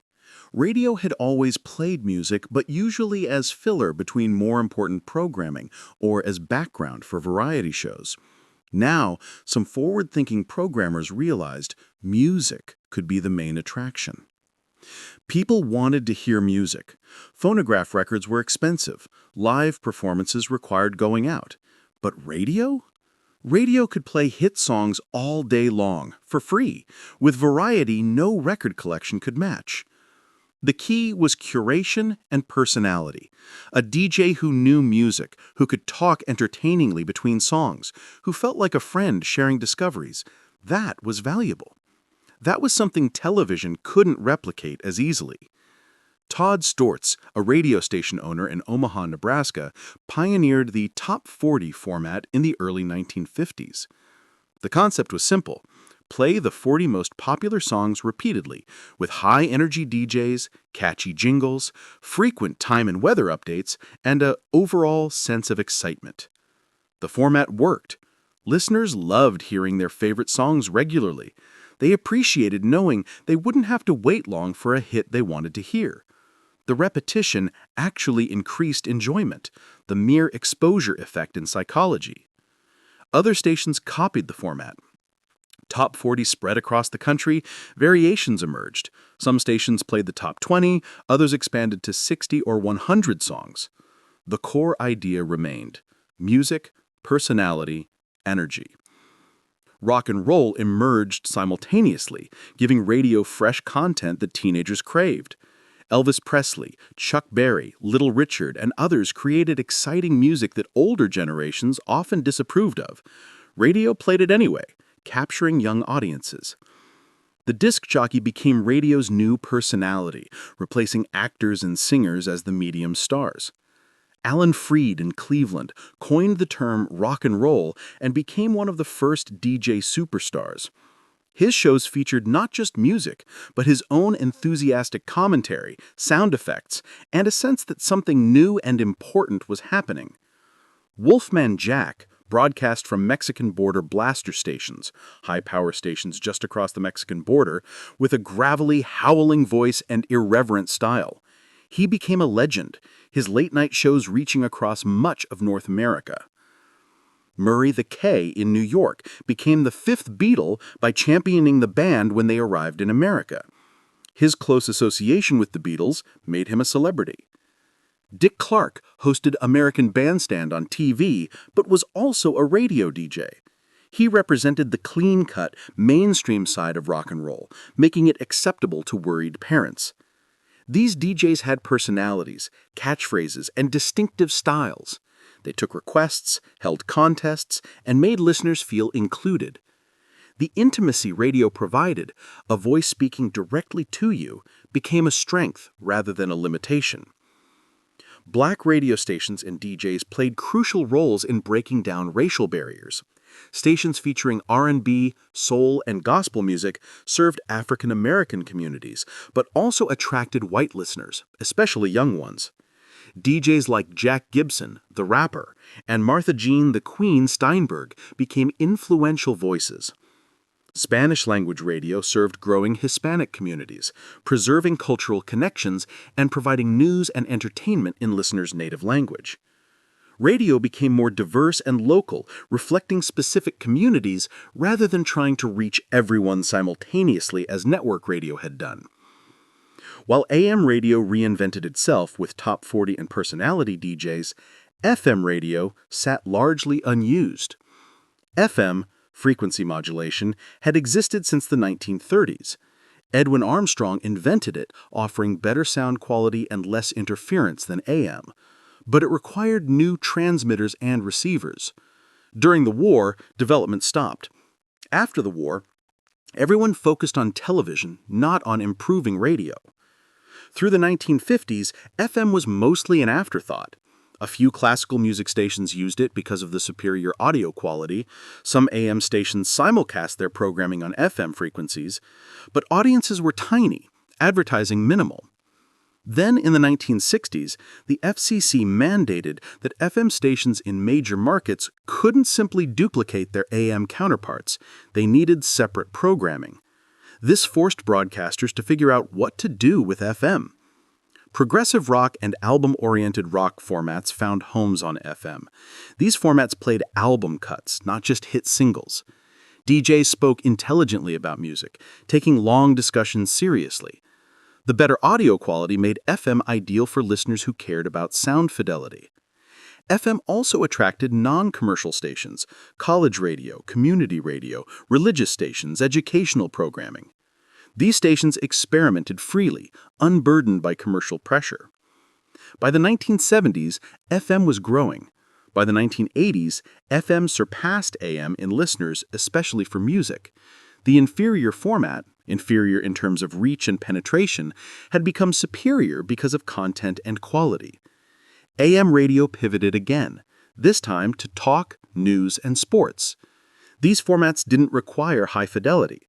The narrower AM bandwidth was fine for speech. So AM became talk, FM became music, and both survived by serving different needs. Another crucial development: transistor radios. Before transistors, radios required vacuum tubes, which were bulky, fragile, hot, and power-hungry. Radios had to be plugged into wall outlets. They sat in living rooms, not pockets. The transistor, invented in 1947 at Bell Labs, changed everything. Transistors were tiny, durable, cool, and efficient. They could run on small batteries for hours. Sony introduced the first transistor radio in 1955. By 1960, pocket-sized transistor radios were everywhere, cheap and reliable. Suddenly, radio was portable. Teenagers loved transistor radios. They could listen to music away from parents, in their rooms, at the beach, hanging out with friends. Radio became a personal, private experience, not just a family one. Car radios became standard equipment in automobiles. Long drives meant listening to the radio. People had favorite stations for commutes. Traffic reports became essential programming in cities. Radio accompanied people through their days, waking up to clock radios, driving to work with car radios, working to background music in offices and factories, jogging with Walkmans later, cooking with kitchen radios. This portability and ubiquity was something television couldn't match. You could live your life with radio as constant companion. Television demanded you stop and watch. As radio specialized, formats multiplied to serve specific audiences. Top 40/contemporary hit radio, pop hits, high energy, youth-oriented. AOR, album-oriented rock, deeper album cuts, progressive rock, more mature sound. Adult contemporary, softer pop and rock, aimed at 25 to 54 demographic. Country, Nashville sound, country pop, later traditional and outlaw country. R&B/urban, soul, funk, later hip-hop, aimed at African-American audiences. Classical, symphonies, opera, chamber music, listener-supported or commercial. Jazz, traditional, bebop, smooth jazz, varying styles. News/talk, all news formats, talk radio, sports talk. Religious, Christian contemporary, traditional hymns, sermons, devotionals. Spanish language, music and talk in Spanish, serving Hispanic communities. This fragmentation meant radio no longer tried to be everything to everyone. Instead, stations targeted specific demographics and delivered content those audiences wanted. Advertisers appreciated this precision targeting. The loss of mass audiences hurt in some ways. No single program or station unified the nation as network radio once had. But the gain was relevance. Listeners found stations that spoke to them specifically, reflecting their tastes, values, and interests. Some stations became legendary for their formats and influence. WABC in New York dominated Top 40 in the 1960s with DJs like Cousin Brucey and precise high-energy formatting. WNEW in New York became famous for playing album cuts and treating radio as art, not just commerce. WLS in Chicago was a powerhouse Top 40 station that reached across the Midwest at night, creating regional superstars of its DJs. KFWB in Los Angeles pioneered all-news format, proving that constant news could attract audiences. WSM in Nashville broadcast the Grand Ole Opry and became the heart of country music radio. These stations and others proved that radio could not just survive, but thrive in the television age. They created identities, built loyal audiences, and remained culturally relevant. The change from radio's golden age to the new formats-driven era happened in less than a decade. By 1960, radio was completely transformed from what it had been in 1950. It lost its central place in American culture. Television claimed that. But radio found new roles: companion, soundtrack, news source, community builder. It became more intimate and personal, less grand and communal. The transformation was painful for those who lived through it. Actors, writers, directors who had thrived in radio drama found themselves unemployed or struggling in the new medium. Networks that had built empires on radio watched those empires crumble. But radio survived. It adapted, evolved, and found new purpose. The medium proved more resilient than anyone expected. Even as television seemed to have rendered it obsolete, radio reinvented itself and remained essential. The next section of our journey explores how radio music, particularly rock and roll, became a cultural force in its own right. How radio went from nearly dead to being the soundtrack of revolution. But for now, let's pause in this moment of transition. It's 1960. Elvis is on the radio. The DJ is cracking jokes. Someone's transistor radio is playing at the beach. In a car, teenagers are singing along to the latest hit. Radio's golden age is over, but radio itself is just beginning a new chapter, one that will last longer than anyone imagines. The 1960s began with optimism, energy, and a generation gap wider than any in American history. Young people, baby boomers coming of age, had different values, styles, and tastes than their parents. They wanted their own music, their own fashion, their own culture. Radio gave it to them. If television was the medium parents controlled, sitting in the living room choosing programs, radio was the medium teenagers claimed as their own. Transistor radios in bedrooms and ears, car radios on cruising nights, portable radios at parties, these were spaces parents couldn't dominate. The music itself was revolutionary. Rock and roll had started in the 1950s, but the 1960s took it further. The Beatles, Rolling Stones, Bob Dylan, Jimi Hendrix, Janis Joplin. Artists pushing boundaries, experimenting with sounds, writing lyrics that challenged authority and spoke to young people's experiences. Radio stations played this music eagerly. It brought young audiences, which attracted advertisers targeting that demographic. The rebellious content worried some programmers and sponsors, but profits overcame concerns. DJs became cultural guides. They didn't just play music, they introduced new artists, explained cultural movements, and validated youth culture. When a DJ praised a song or artist, it carried weight. DJs were tastemakers, influencers before the internet invented the term. Let's tune in to a typical top 40 station in 1965. It's 6 a.m. in New York City. The sun's barely up, but WABC is already pounding the airwaves with energy. Good morning, New York. It's Herb Oscar Anderson with music and happiness. The DJ's voice is upbeat, almost manic. A jingle sings WABC with horn stabs and harmonies. Immediately, a hit song blasts at high volume. The Beach Boys, Help Me Rhonda. The song plays for 2 minutes and 30 seconds. Before it ends, the DJ is already talking over the instrumental outro. The Beach Boys climbing the charts. Here's what's happening today. It's going to be sunny, 65 degrees, perfect beach weather, if the beach weren't, freezing in May. Another jingle, 77 WABC, time and temperature. A quick commercial, 30 seconds for a car dealer. Another jingle. Straight into the next song, The Supremes, Stop in the Name of Love.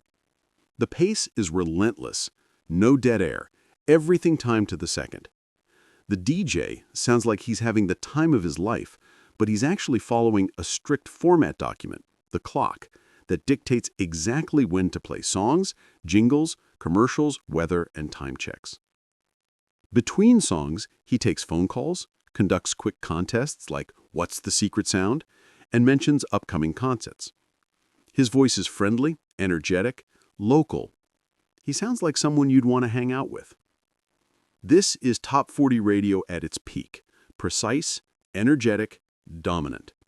WABC reaches millions of listeners in the New York area and beyond. At night, its signal bounces off the ionosphere and reaches Canada, Ohio, even further. Kids in Vermont and Pennsylvania listen to Cousin Brucey like he's broadcasting from their bedroom. The formula works because it understands something essential. Radio creates companionship. The DJ isn't performing for thousands. He's talking to you individually. When he says you feel it. When he laughs, you laugh with him. When he gets excited about a new song, his enthusiasm is infectious. The music selection is carefully researched. Station program directors study sales charts, request lines, and sales data. They know exactly which 40 songs are most popular this week. The playlist rotates these songs in strategic patterns. Hits play more frequently, new songs get tested, older hits cycle out as new ones replace them. Listeners don't realize how calculated it is. They just know that when they turn on WABC, they hear their favorite songs and discover new ones. The station feels like it's reading their minds. Behind the microphone personality is the program director, PD, the person who actually decides what gets played and how the station sounds. The PD creates the playlist, approves jingles, hires and fires DJs, and shapes the station's entire identity. A great PD can turn a failing station into a market leader. A bad PD can destroy a successful station quickly. Bill Drake became legendary as a consultant in the 1960s, developing the Boss Radio format. His approach? More music, less talk. Play the hits, keep energy high, eliminate anything that might make listeners change stations. Drake's philosophy influenced Top 40 radio for decades. He proved that listeners wanted music more than DJ chatter. DJs could be entertaining, but the songs were the real stars. Program directors faced constant pressure. Ratings determined everything. Low ratings meant lost advertising revenue. Consistently poor ratings meant getting fired. Program directors lived and died by Arbitron ratings books, which measured listenership through surveys and later electronic monitoring. The science of programming became sophisticated. PDs tracked time spent listening, how long the average listener stayed tuned. They studied cumulative audience size over a day or week. They analyzed when people tuned in and out, trying to maximize audience retention. Music testing became standard. Stations would call listeners and play snippets of songs over the phone, asking if they liked each one. The data guided playlist decisions. Songs that tested poorly got dropped, even if DJs loved them. This created tension between artistic judgment and research-driven programming. Some argued that research made radio bland, homogenized, predictable. Others insisted research simply gave listeners what they wanted. Behind the scenes, something corrupt was happening. Payola, paying DJs or station management to play specific records. Record companies and music publishers wanted their songs on the radio. Airplay sold records. Hits made stars. So they offered inducements, cash, gifts, drug, prostitutes, songwriting credits, stock in companies, anything to get their records played. The practice was widespread, but underground. DJs accepted payments while claiming they played songs based solely on musical merit. Some demanded payment, essentially extorting record companies. The system corrupted everyone involved. In 1959, a congressional investigation exposed the practice. DJs were questioned under oath. Some admitted accepting payments. Alan Freed, one of the biggest names in rock and roll radio, refused to sign an affidavit saying he never took payola. He was fired and his career destroyed. Dick Clark, another major figure, testified but emerged relatively unscathed. He divested himself of music industry interests and claimed innocence convincingly enough to save his career. The scandal led to legal reforms. Payola became illegal. Stations had to disclose if they received payment for playing specific songs. But enforcement was difficult, and the practice continued in subtler forms. Independent promoters became intermediaries. Record labels would pay promoters who had relationships with station management. The promoters would consult with stations, and somehow the label's songs would get added to playlists. It was payola with extra steps, harder to prosecute. The issue flared up again in the 1970s, 1980s, and 2000s. Each time, investigations revealed ongoing corruption. Legal settlements were reached, reforms were promised. But the fundamental dynamic remained. Those who controlled radio airplay had power, and power attracts corruption. While AM Top 40 dominated the mainstream, something different was happening on FM, underground radio. In the late 1960s, some FM stations adopted freeform formats. DJs played whatever they wanted, often album cuts rather than hit singles. Songs ran 10 minutes or longer. The pace was relaxed, conversational, stoned. Tom Donahue pioneered the format at KMPX in San Francisco in 1967. His philosophy rejected Top 40's restrictions. He played psychedelic rock, blues, folk, jazz, anything interesting. He spoke to listeners like equals, assuming they were intelligent and curious. The format spread to other cities. WNEW-FM in New York, WBCN in Boston, KASN in San Francisco, stations that became legendary for their adventurous programming and cultural influence. These stations were the radio equivalent of counterculture. They played music that challenged, provoked, and expanded minds. They didn't just entertain, they educated. DJs discussed politics, philosophy, art. They opposed the Vietnam War, supported civil rights, and championed environmental causes. Underground radio created communities. Listeners felt like they belonged to something special, a secret society of people who understood what really mattered. The stations promoted concerts, political rallies, and community events. The music industry initially ignored underground radio. The stations played album cuts from records that weren't getting top 40 airplay. But as underground radio's influence grew, labels realized these stations could break new artists and build careers differently than hit singles on top 40. Led Zeppelin, for example, never released singles in the US, but became massive rock stars thanks to album-oriented FM radio, playing their long, complex songs in full. The Grateful Dead built their following through underground radio and live performances, bypassing the hit single model entirely. Progressive rock, heavy metal, and other genres found audiences through FM stations that gave them time and space to develop. When the Beatles appeared on The Ed Sullivan Show in February 1964, they were already huge thanks to radio. American stations had been playing I Want to Hold Your Hand for months. The TV appearance was a coronation, not an introduction. Radio made the British invasion possible.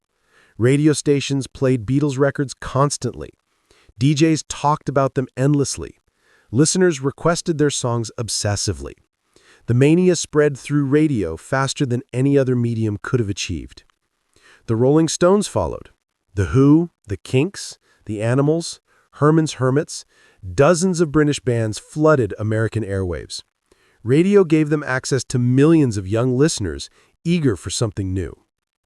The British invasion demonstrated the power of radio to shape culture and create phenomena. Radio wasn't just reflecting trends, it was creating them. DJs weren't just playing music, they were making stars. The symbiotic relationship between radio and the music industry reached its peak in the 1960s and 1970s. Radio needed music to attract listeners. The music industry needed radio to promote artists. When they worked together, both prospered.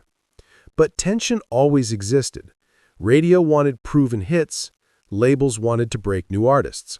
Radio wanted short, catchy songs, artists wanted to experiment with longer, more complex pieces. These conflicts played out in corporate offices and recording studios. In Britain, the BBC controlled radio broadcasting with a government monopoly. Commercial radio didn't exist legally. This created a vacuum that pirates filled. Pirate radio stations broadcast from ships anchored in international waters off the British coast. Beyond the 3-mile limit, they were outside UK jurisdiction. They played pop and rock music all day, funded by advertising, and attracted massive audiences. Radio Caroline, launched in 1964, became the most famous pirate station. Others followed: Radio London, Radio Scotland, Radio City. These stations introduced British audiences to American-style DJ patter, jingles, and commercial formatting. British youth loved pirate radio. Finally, stations played the music they wanted to hear without BBC's restrictions. The pirates created stars, broke records, and influenced fashion and culture. The BBC and government hated pirate radio. They claimed pirates interfered with legitimate broadcasts, avoided taxes, and operated unsafely. In 1967, Parliament passed the Marine Broadcasting Offences Act, making it illegal to supply or work for pirate stations. Most pirates shut down, but their influence persisted. The BBC launched Radio 1 in 1967, hiring many former pirate DJs and adopting music-focused programming. Pirate radio proved that audiences wanted commercial pop stations, forcing the BBC to adapt. Pirate radio continues in various forms worldwide, unlicensed broadcasters operating outside government control, often serving communities ignored by mainstream media. The romantic image of DJs broadcasting from ships anchored offshore remains potent. Radio played crucial roles in the civil rights movement, both as a tool for organizing and as a force for cultural change.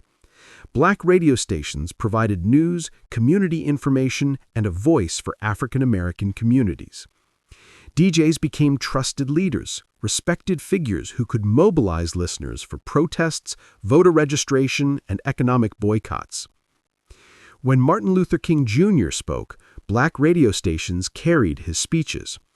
When civil rights organizations needed to communicate with communities, they used black radio. When news of protests, arrests, or violence broke, black radio stations reported it immediately, often before mainstream media. The music played on black radio, gospel, R&B, soul, provided soundtrack and sustenance for the movement. Songs like A Change Is Gonna Come by Sam Cooke and Say It Loud, I'm Black and I'm Proud by James Brown were anthems of resistance and pride. Black DJs walked a tightrope. They needed to serve their communities, but also maintain relationships with white station owners and advertisers. They had to be bold enough to be relevant, but cautious enough to stay on the air. Some DJs risked everything. Magnificent Montague in Chicago and New York pioneered a more assertive, culturally proud style.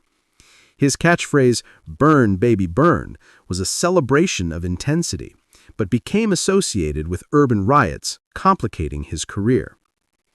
The integration of radio happened gradually and incompletely.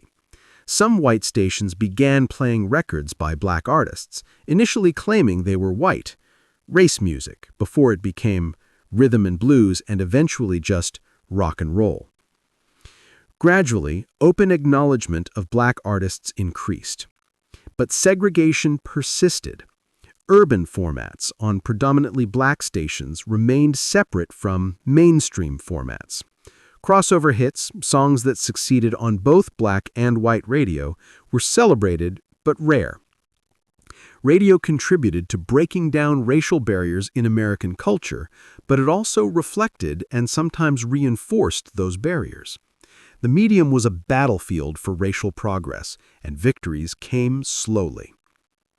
While music dominated most of the radio dial, another format gained traction: talk radio. The all-news format emerged in the 1960s.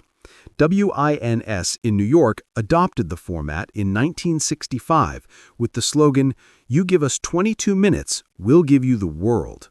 The concept, continuous news in repeating cycles, so listeners could tune in any time and quickly get caught up.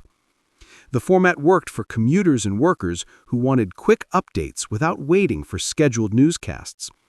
Traffic and weather together on the ones became a famous tagline: brief, frequent, useful information. Talk formats evolved from all news to include host-driven conversation shows.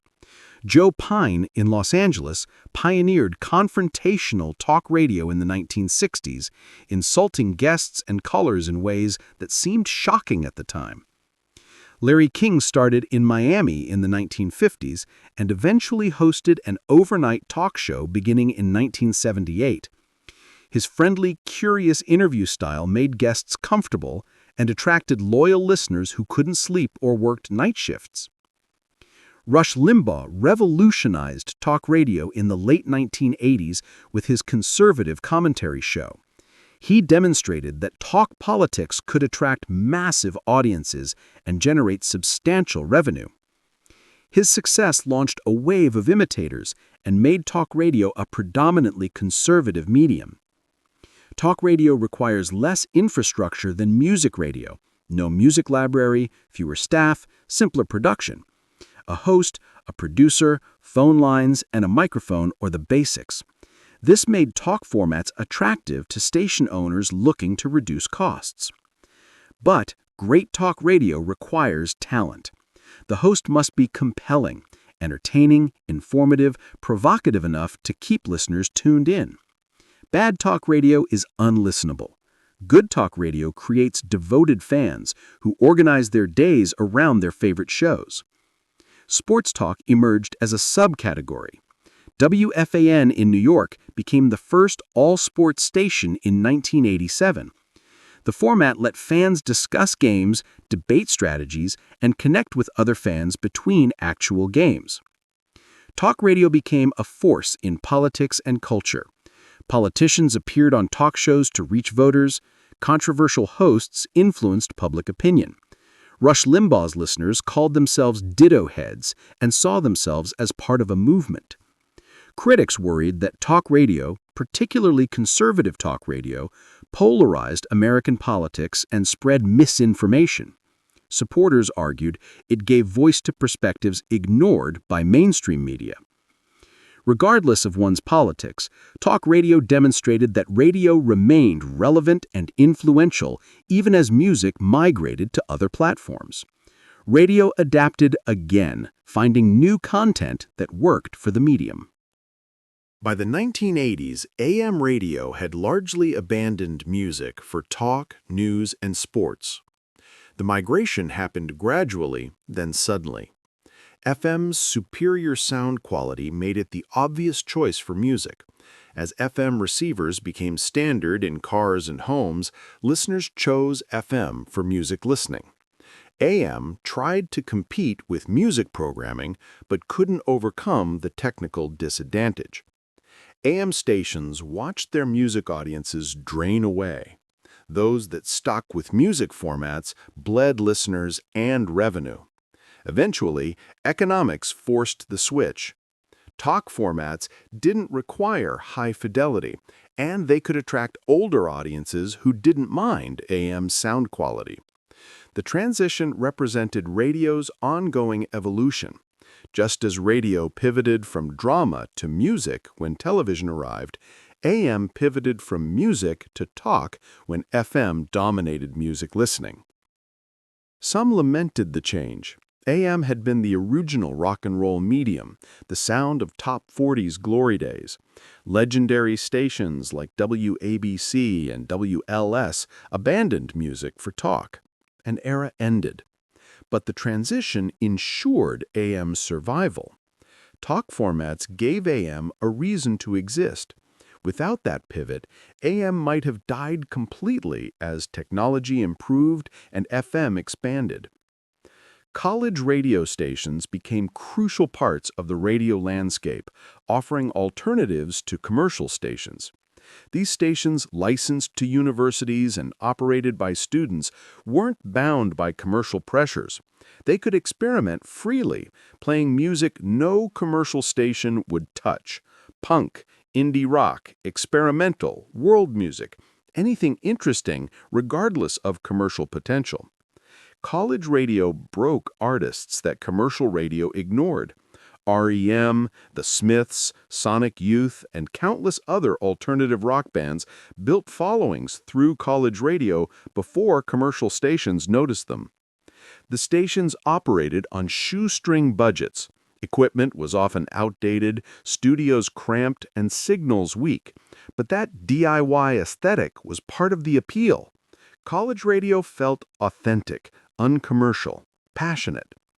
DJs were students learning on the job. Some were terrible, awkward, unprepared, playing self-indulgent music no one wanted to hear.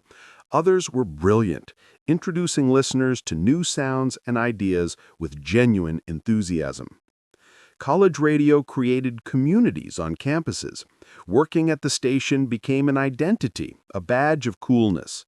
Alumni often stayed connected to their college stations for decades, supporting them financially and reminiscing about their DJ days. Some college radio alumni went on to professional careers in radio or music. Many more carried their love of music discovery into other professions, becoming the audience for alternative and independent music throughout their lives. College radio demonstrated that radio could still be personal, local, and adventurous, even as commercial radio consolidated and homogenized. By 1990, radio had transformed multiple times since television nearly killed it. From network dramas to top 40 music to FM album rock to talk formats, each evolution seemed to be radio's final form. Each time, something new emerged. The medium proved remarkably resilient, adapting to technology, cultural shifts, and economic pressures. Radio survived because it filled needs other media couldn't: companionship, background sound, local information, portability, and intimacy. But another transformation was coming, perhaps the biggest yet. Digital technology was about to revolutionize everything again. The 1990s brought computers into everyday life. The internet connected homes, businesses, and soon radio stations.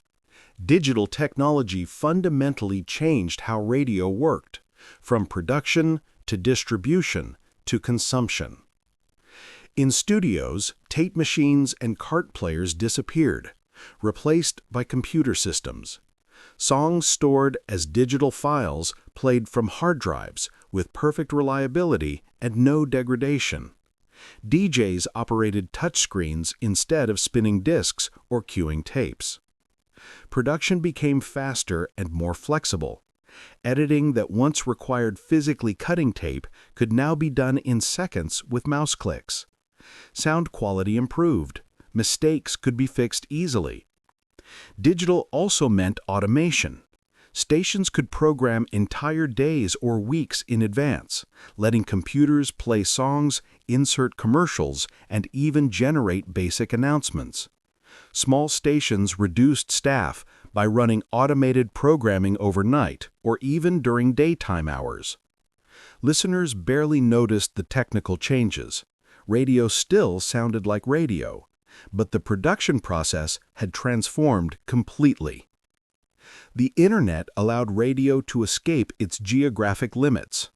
Any station could stream its broadcast online, reaching listeners anywhere in the world.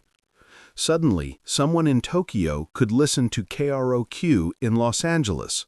Someone in London could hear WXPN in Philadelphia. Local radio became potentially global. Internet-only stations launched, existing only as streams. These stations had no FCC licenses, no transmitters, no geographic service areas. They programmed for niche interests, specific genres, languages, communities that couldn't support a terrestrial station but could find audiences online. Early streaming was low quality and unreliable. Dial-up connections couldn't handle audio streaming well. Stations struggled with bandwidth costs. But as broadband spread and technology improved, streaming became viable and popular. By the 2000s, most radio stations streamed online. Listeners could hear their hometown stations after moving away. Fans of specific formats could find stations anywhere that played what they wanted. Streaming also enabled on-demand listening. Some stations archived shows that listeners could hear anytime. Missed your favorite morning show? Listen to it that evening online. This flexibility was impossible with traditional broadcast radio. In the early 2000s, satellite radio launched with a radical proposition: pay a monthly subscription fee for radio without commercials or FCC content restrictions. XM and Sirius, which later merged, built satellite networks to broadcast channels nationwide. They hired big-name hosts, paid for exclusive content, and offered dozens of channels: rock, pop, country, jazz, news, sports, talk, comedy. Howard Stern's move to Sirius in 2006 was a watershed moment. Stern was the most successful radio personality in America, generating hundreds of millions in revenue for terrestrial stations. His shift to satellite legitimized the medium and brought millions of subscribers. Satellite radio's advantages were clear: no commercials on music channels, consistent signal quality anywhere in the country, and content that FCC regulations constrained on terrestrial radio. But challenges remained. Car manufacturers had to include satellite receivers. Home equipment required purchase. The subscription model meant many listeners weren't willing to pay for something they'd always gotten free. Satellite radio carved out a profitable niche, about 30 million subscribers at its peak, but didn't replace terrestrial radio as some predicted. Both mediums coexist, serving different needs and preferences. Podcasting emerged in the mid-2000s as a new form of audio content, downloadable, on demand, freed from broadcast schedules and formats. Early podcasts were rough. Amateur hosts recording on basic equipment, distributing through RSS feeds to small audiences. But the format's potential was obvious. Anyone could create a show about anything. Listeners could subscribe and hear new episodes automatically. Podcasting grew slowly at first. Smartphone adoption accelerated it. Suddenly, millions of people carried podcast-playing devices everywhere. Commutes became podcast time. By the 2010s, podcasting exploded. NPR's Serial became a phenomenon in 2014, drawing millions of listeners and mainstream attention. Podcasting had arrived as a serious medium. Podcasts covered every topic imaginable: true crime, comedy, sports, politics, history, science, fiction, interviews, news analysis.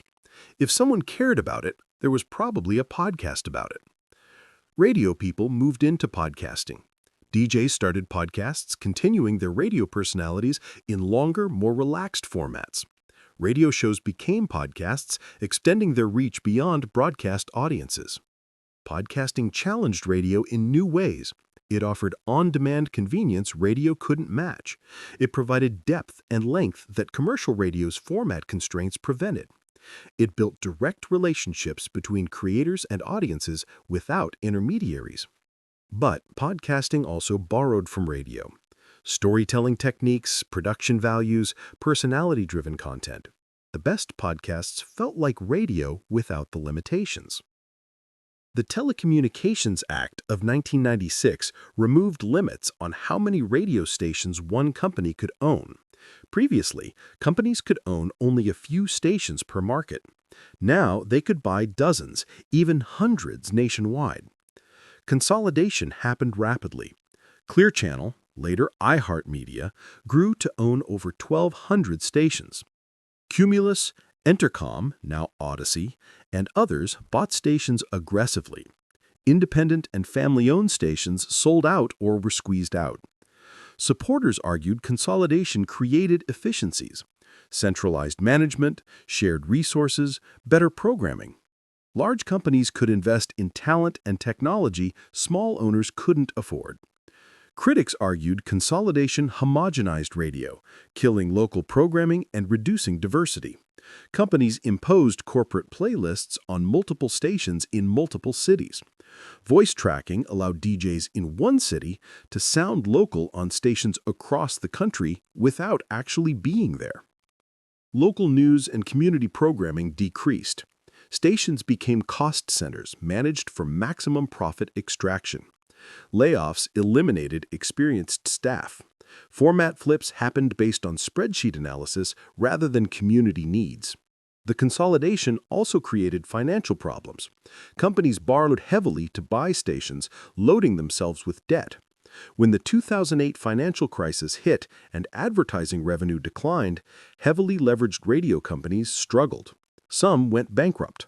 Others sold stations at losses. By 2020, the consolidation wave had largely ended.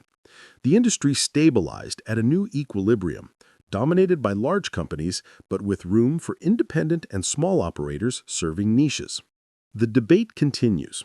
Did consolidation ruin radio or save it? Probably both, depending on what aspects you value and which markets you examine. While corporations consolidated commercial radio, community radio offered a different model. Non-commercial stations operated by nonprofits, governed by communities, programmed for local needs rather than profit. Community radio existed before consolidation, but their role became more important as commercial radio homogenized. They provided local news, arts and culture programming, music not played elsewhere, and voices from communities ignored by mainstream media. Stations like KPFA in Berkeley, WFMU in New Jersey, and KEXP in Seattle became influential far beyond their broadcast ranges. They championed independent music, supported local arts, and maintained commitment to community service. Low-power FM stations, authorized by the FCC starting in 2000, allowed even small groups to operate radio stations. Churches, schools, community organizations, and activists established LPFM stations serving hyper-local areas, sometimes just a few miles radius. These tiny stations couldn't compete with commercial stations for audiences or revenue, but they served purposes commercial radio didn't: truly local programming, community voices, and content reflecting specific communities' interests. Community radio operated on donations, grants, and volunteer labor. Budgets were small, equipment often outdated, but commitment ran deep. Volunteers programmed shows out of passion, not profit. The community radio model demonstrated that radio could still be local, diverse, and participatory even in an age of corporate consolidation and digital competition. Smartphones changed how people consumed audio. Music streaming services like Spotify and Apple Music provided on-demand access to millions of songs. Podcasts offered compelling content whenever you wanted it. Why listen to radio with its commercials, format restrictions, and lack of control? Radio fought back with apps. Most stations developed smartphone apps offering live streams plus on-demand content. Some created custom content for digital platforms. Radio's advantages remained live and local. Radio responded to what was happening now: traffic, weather, breaking news. A great DJ provided personality and curation algorithms couldn't match. Local information and community connection still mattered. Younger audiences increasingly ignored radio. Teen and young adult listenership declined as they chose streaming and podcasts. Radio skewed older, raising concerns about long-term viability. But radio adapted once again. Some stations embraced hybrid models: broadcast radio plus podcast networks, streaming-only sister stations, social media presence. They met audiences where they were, rather than insisting audiences come to them. Drive time remained radio's strength. Most people still listen to radio in cars, though even that was changing as connected cars integrated Spotify, podcasts, and other audio options. HD radio, digital broadcasting on existing FM and AM frequencies, launched in the 2000s with promises of CD-quality sound and additional channels. The technology worked. HD radio did provide better sound quality. Stations could broadcast multiple channels on one frequency: the main channel plus HD2, HD3 subchannels with different programming. But adoption was slow. Receivers were expensive and not included in most cars initially. Listeners didn't see enough benefit to justify upgrading.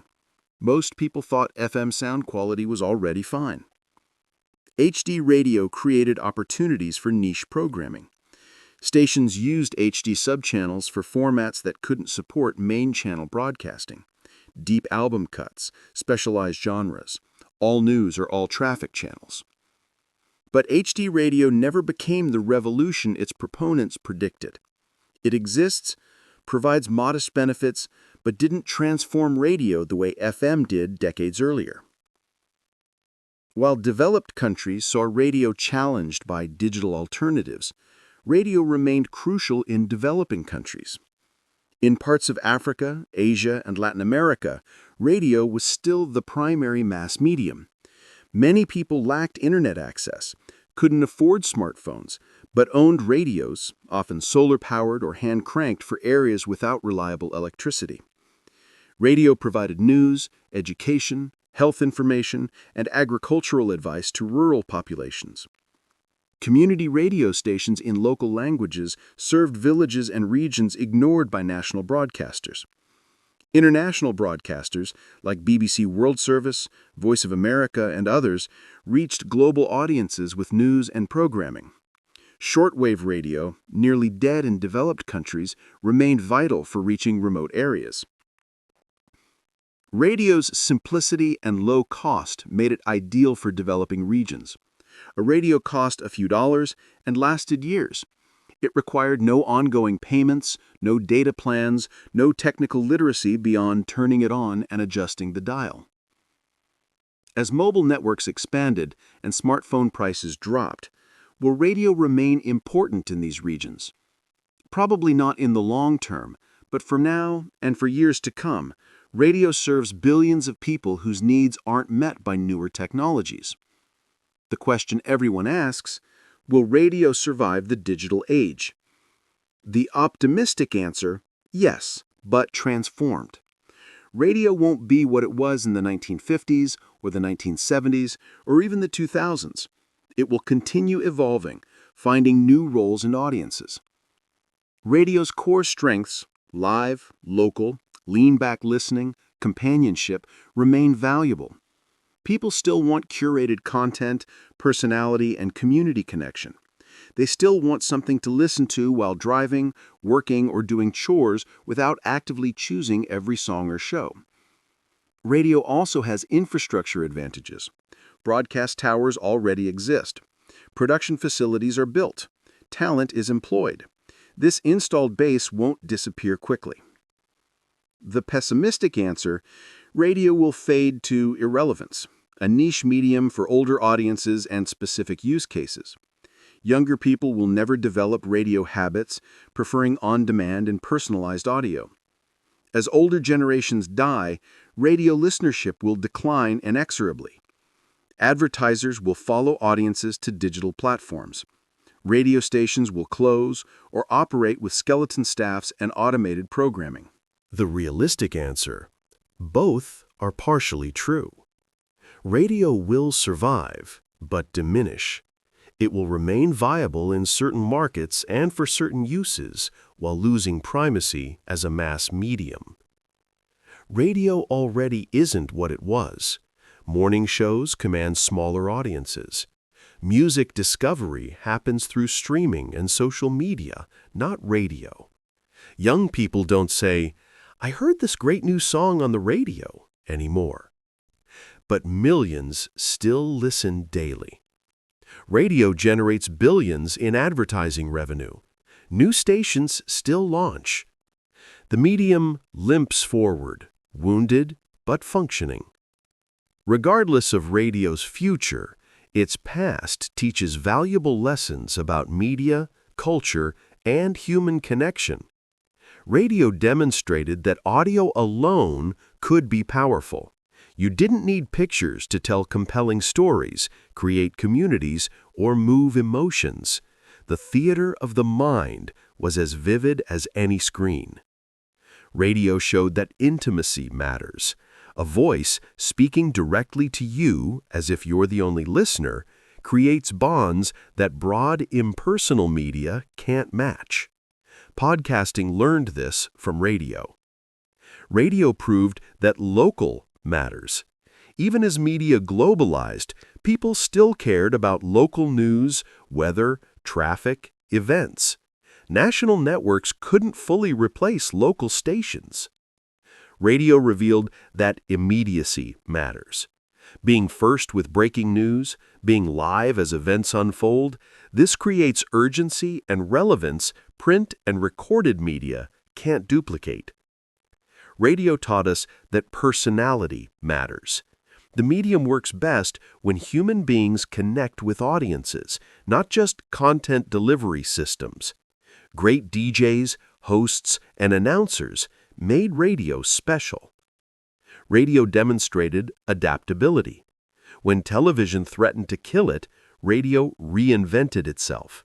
When digital technology disrupted it, radio adapted again. Media that can evolve survive.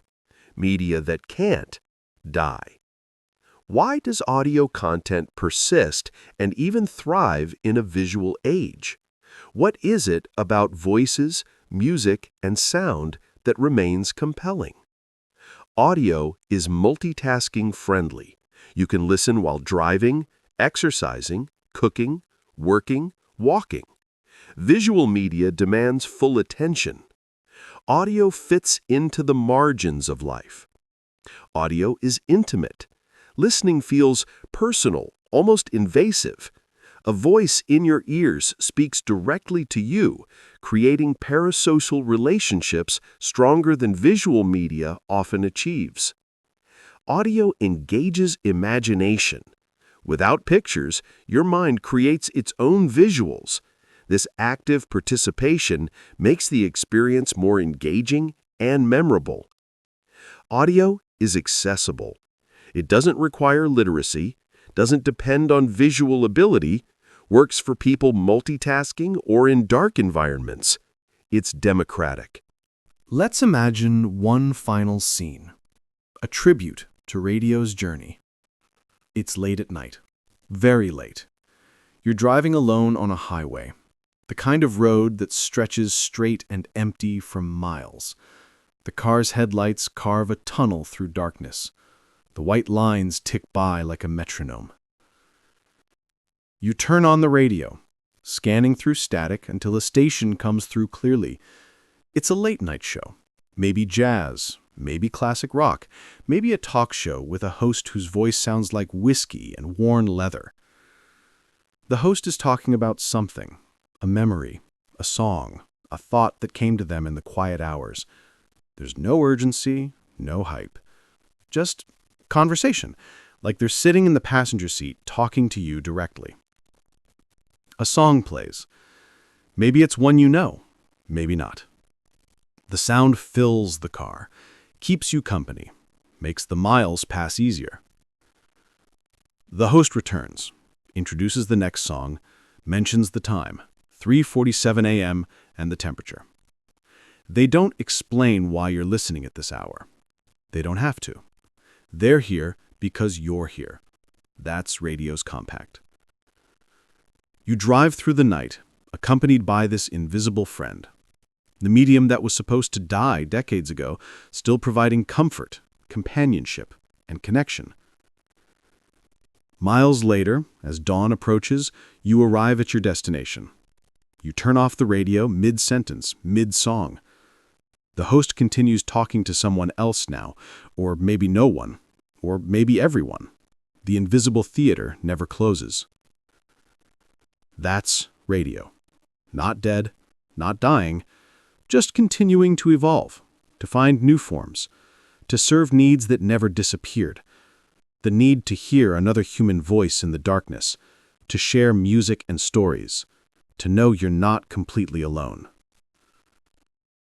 Radio taught us we could fly our voices through the air like magic, that technology could create intimacy, not just efficiency, that sound could paint pictures more vivid than any photograph. The transmitters still tower against the sky, their red lights blinking through the night. The frequencies still carry voices, music, noise, and silence. The dial still glows in darkened rooms. Radio persists because we need it, in ways we sometimes don't recognize until we're driving alone at 3 a.m. and a stranger's voice reminds us we're part of something larger, a conversation that's been happening for a century, connecting strangers across time and distance through nothing but electricity and imagination. So, tonight, as you drift off, think about the invisible theater.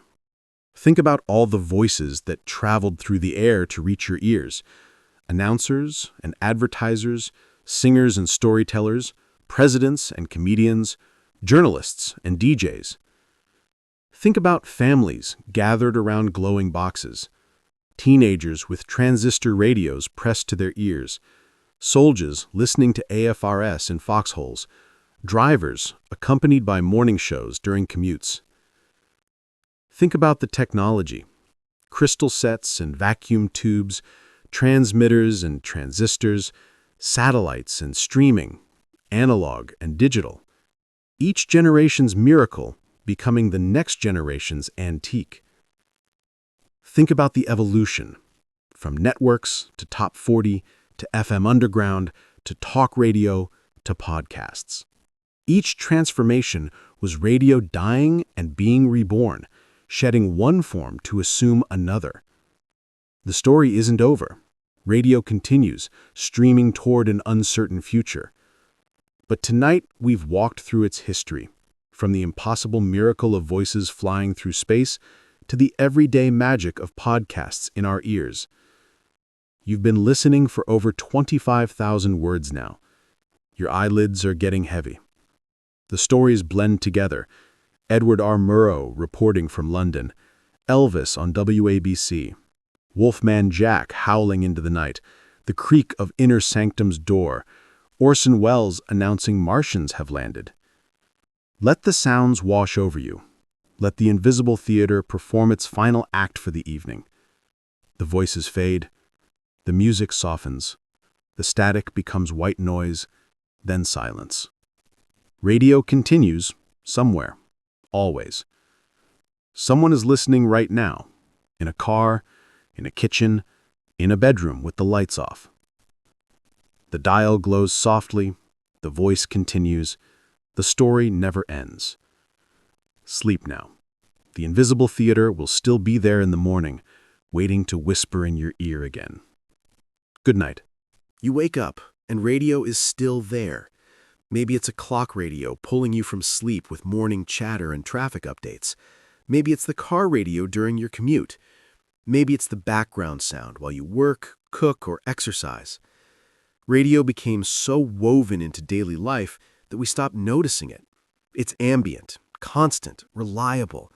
Like electricity or running water, we only notice when it's gone.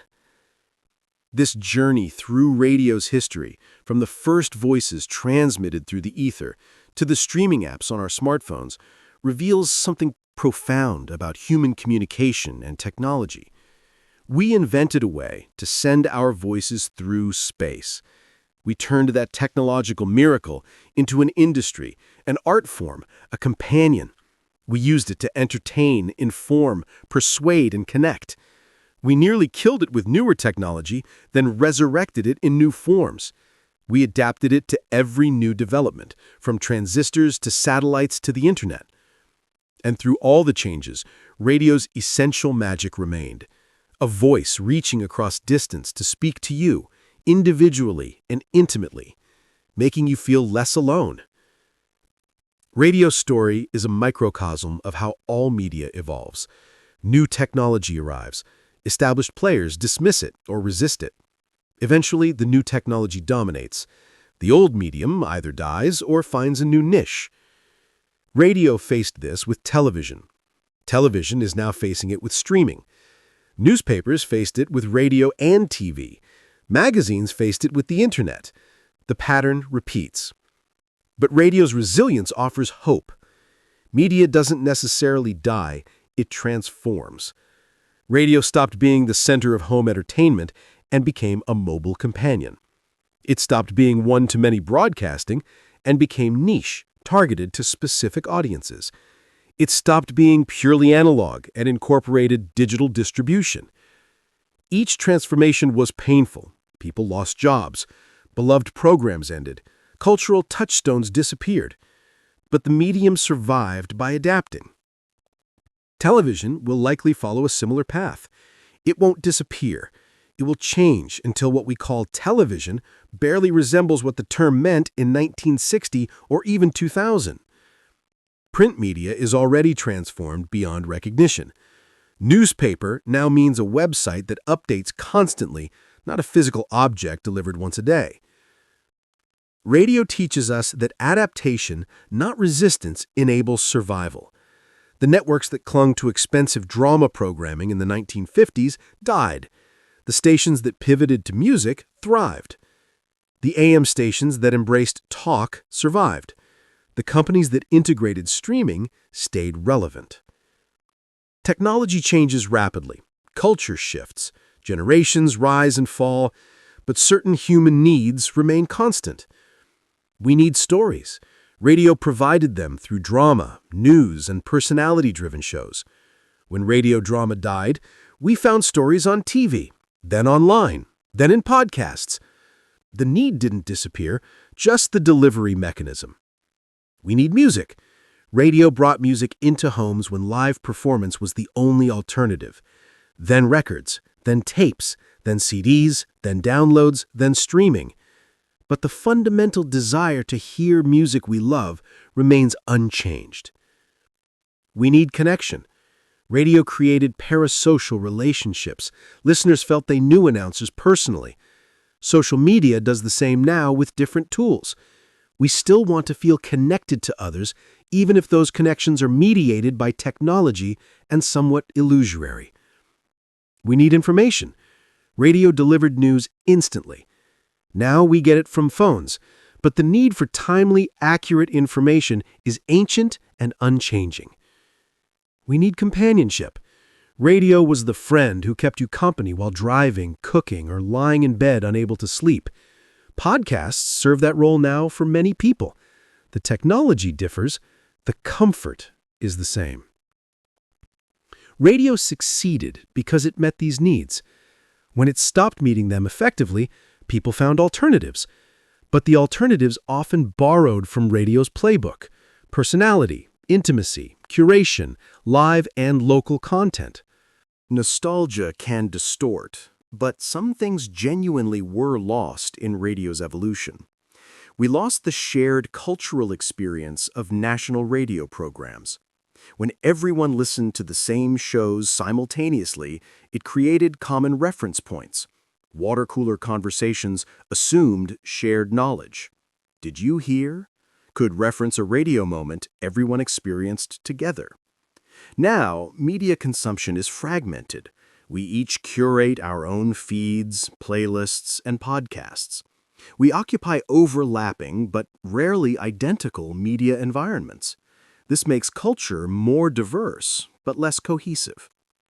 We lost the craft of radio drama. The art of telling stories purely through sound, dialogue, music, effects was refined to extraordinary levels. Some of that craft survives in podcasts and audiobooks, but the industrial scale and cultural prominence of radio drama in its heyday hasn't been matched. We lost truly local programming in many markets. Corporate consolidation replaced local hosts with voice-tracked personalities, working for dozens of stations simultaneously. Local news and community information decreased. Radio became less reflective of specific places and communities. We lost the DJ as cultural curator. Yes, DJs still exist, but their role diminished. Algorithms now recommend music. Streaming services introduce new artists. The DJ spinning records and telling you what to listen to, that authoritative, taste-making figure, mostly vanished. We lost the technical craft of live broadcasting. When everything was live, mistakes were visible and had to be managed in real time. Skills developed around timing, improvisation, and performance under pressure. Digital editing removed those constraints, reducing the need for those skills. These losses matter, though perhaps less than nostalgia suggests. Every generation loses things from the previous era. That's how change works. But we also gained enormously from radio's evolution and the technologies that followed. We gained access. Everyone can create audio content now. Starting a podcast requires minimal equipment and no licensing. This democratization lets voices be heard that traditional radio gatekeepers would have excluded. We gained choice. Instead of a dozen local stations, we can access thousands of stations worldwide, plus millions of podcasts. If you want to hear Mongolian throat singing or lectures on medieval philosophy, you can find it. Niche interests that couldn't support a terrestrial radio station thrive online. We gained control. On-demand listening means consuming content on your schedule, not a broadcaster's schedule. You can pause, rewind, skip, and save. The tyranny of linear programming ended. We gained quality. Digital production tools enable high-quality audio production at low cost. Independent podcasters can achieve professional sound. Technical barriers that once limited participation largely disappeared. We gained diversity. The consolidation of commercial radio reduced diversity, but the overall audio landscape became more diverse. More languages, more perspectives, more genres, more experimental work exists now than in radio's golden age. These gains come with trade-offs. Infinite choice can be overwhelming. Algorithmic curation can create filter bubbles. Democratization can mean lower average quality alongside higher peaks. But overall, the audio media landscape is richer and more accessible than ever before. Sometimes, late at night, you can still find them, the ghost frequencies, stations that feel like they're broadcasting from another era. There's a college station playing avant-garde jazz at 2 a.m., the DJ's cigarette-roughened voice describing the genealogy of a particular bebop subgenre with encyclopedic detail. There's an AM station in a small town still broadcasting local news, farm reports, and community announcements, serving an aging audience that never switched to digital alternatives. There's a shortwave station broadcasting in a language you don't recognize, carrying news or propaganda or entertainment across continents, a relic of when shortwave was how the world communicated. There's a pirate station somewhere, unlicensed and ephemeral, broadcasting music or messages or noise until authorities locate the transmitter and shut it down, only to have it reappear on another frequency weeks later. These ghost frequencies remind us that radio's past isn't completely gone. It persists in cracks and margins, maintained by enthusiasts, stubborn operators, and communities for whom newer alternatives haven't replaced older certainties. They're museums you can visit by turning a dial. They're time machines that work through electromagnetic waves instead of narrative construction. They're proof that nothing ever completely disappears, it just becomes harder to find. What comes after streaming and podcasts? What will disrupt the disruptors? Immersive audio technologies are emerging. Spatial audio creates three-dimensional soundscapes. You could listen to a drama and hear characters move around you, footsteps approaching from behind, wind from the left. AI-generated content could create personalized audio, news summaries tailored to your interests, music mixed on the fly based on your mood, or synthetic voices reading articles in whatever tone and style you prefer. Interactive audio might allow listeners to choose storylines in fiction podcasts or ask questions during news broadcasts, creating participatory experiences rather than passive listening. Voice-activated everything means audio content integrates more seamlessly into daily life. Play me something interesting could summon content matched to your context, preferences, and available time. Neural interfaces, still distant but approaching, could transmit audio directly to auditory nerves, bypassing ears entirely. Sound could become a purely internal experience, private and untranslatable. These developments will transform audio media as dramatically as the transistor or the internet did. Radio in any recognizable form might finally disappear. Or it might adapt again, absorbing new technologies while maintaining core characteristics. We can't predict the future accurately. We can only observe that audio content has survived every challenge so far by evolving. There's no reason to think that will stop. Ultimately, radio persists, in whatever form it takes, because audio is fundamental to human experience. We evolved as oral cultures before we invented writing. Spoken language is older and more universal than literacy. Audio feels natural in ways text and images require learning to decode. Sound is emotional. Music moves us in ways that visual art rarely matches. Voices convey nuance, emotion, and personality that text alone can't capture. We trust what we hear in ways we don't always trust what we read. Listening requires less cognitive effort than reading or watching. We can listen while doing other things. It's the most multitask-friendly medium, fitting into moments when other media can't. Audio creates intimacy. Headphones make listening a private, personal experience. Even broadcast radio feels one-to-one. The voice speaks to you, not at an audience. These characteristics explain why audio content keeps finding new audiences and new forms. The specific technologies change, but the fundamental appeal endures. Radio was never really about the technology, vacuum tubes or transistors or streaming protocols. It was about using sound to connect, entertain, inform, and accompany. As long as humans want those things, audio media will exist in some form. Our journey is ending. We've traveled from the first crackling transmissions in the early 1900s to the podcast queues on our smartphones. We visited radio studios during the golden age of drama, top 40 stations in the 1960s, pirate ships broadcasting off English coasts, and streaming platforms in the cloud.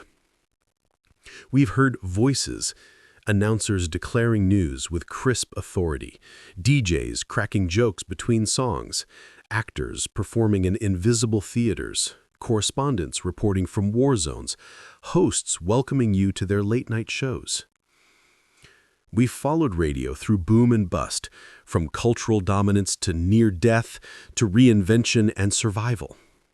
We've seen it adapt to television, FM, talk formats, consolidation, digital technology, and streaming. The story teaches resilience, adaptation, and the enduring power of simple human connection through sound. Radio's not dead. It's not dying. It's changing, as it always has, as it always will.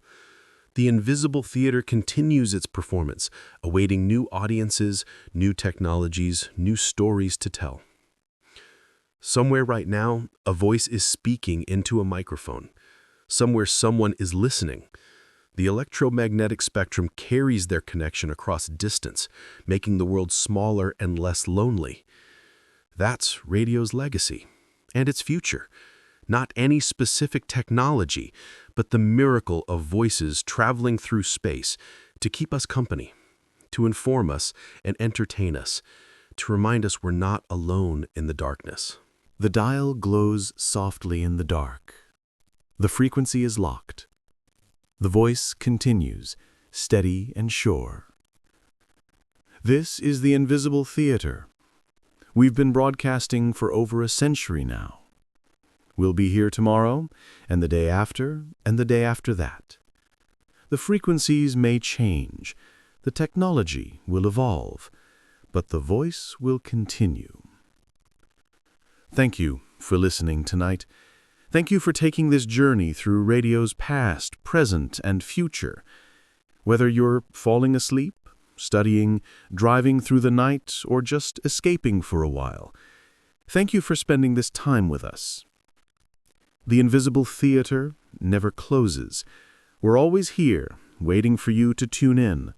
A voice in the darkness, a companion on the journey, a reminder that someone, somewhere, is speaking to you. Stay tuned. The voice fades, the music swells, the dial glows. You close your eyes. The sound continues, softer now, blending with the ambient noise of your room, your breath, your heartbeat. Radio taught us that we could throw our voices across the world, that electricity and imagination could create intimacy, that sound alone could build communities, tell stories, and change history. The lesson remains relevant. In every podcast, every audiobook, every voice assistant, every streaming service, radio's DNA persists. The invisible theater evolved, but it never left. Sleep now. The dial still glows. The frequencies still hum. The voice continues. Always continuing. Always there. Always broadcasting to anyone who chooses to listen. Good night from the Invisible Theater. We'll be here when you wake up. We're always here. Just turn the dial.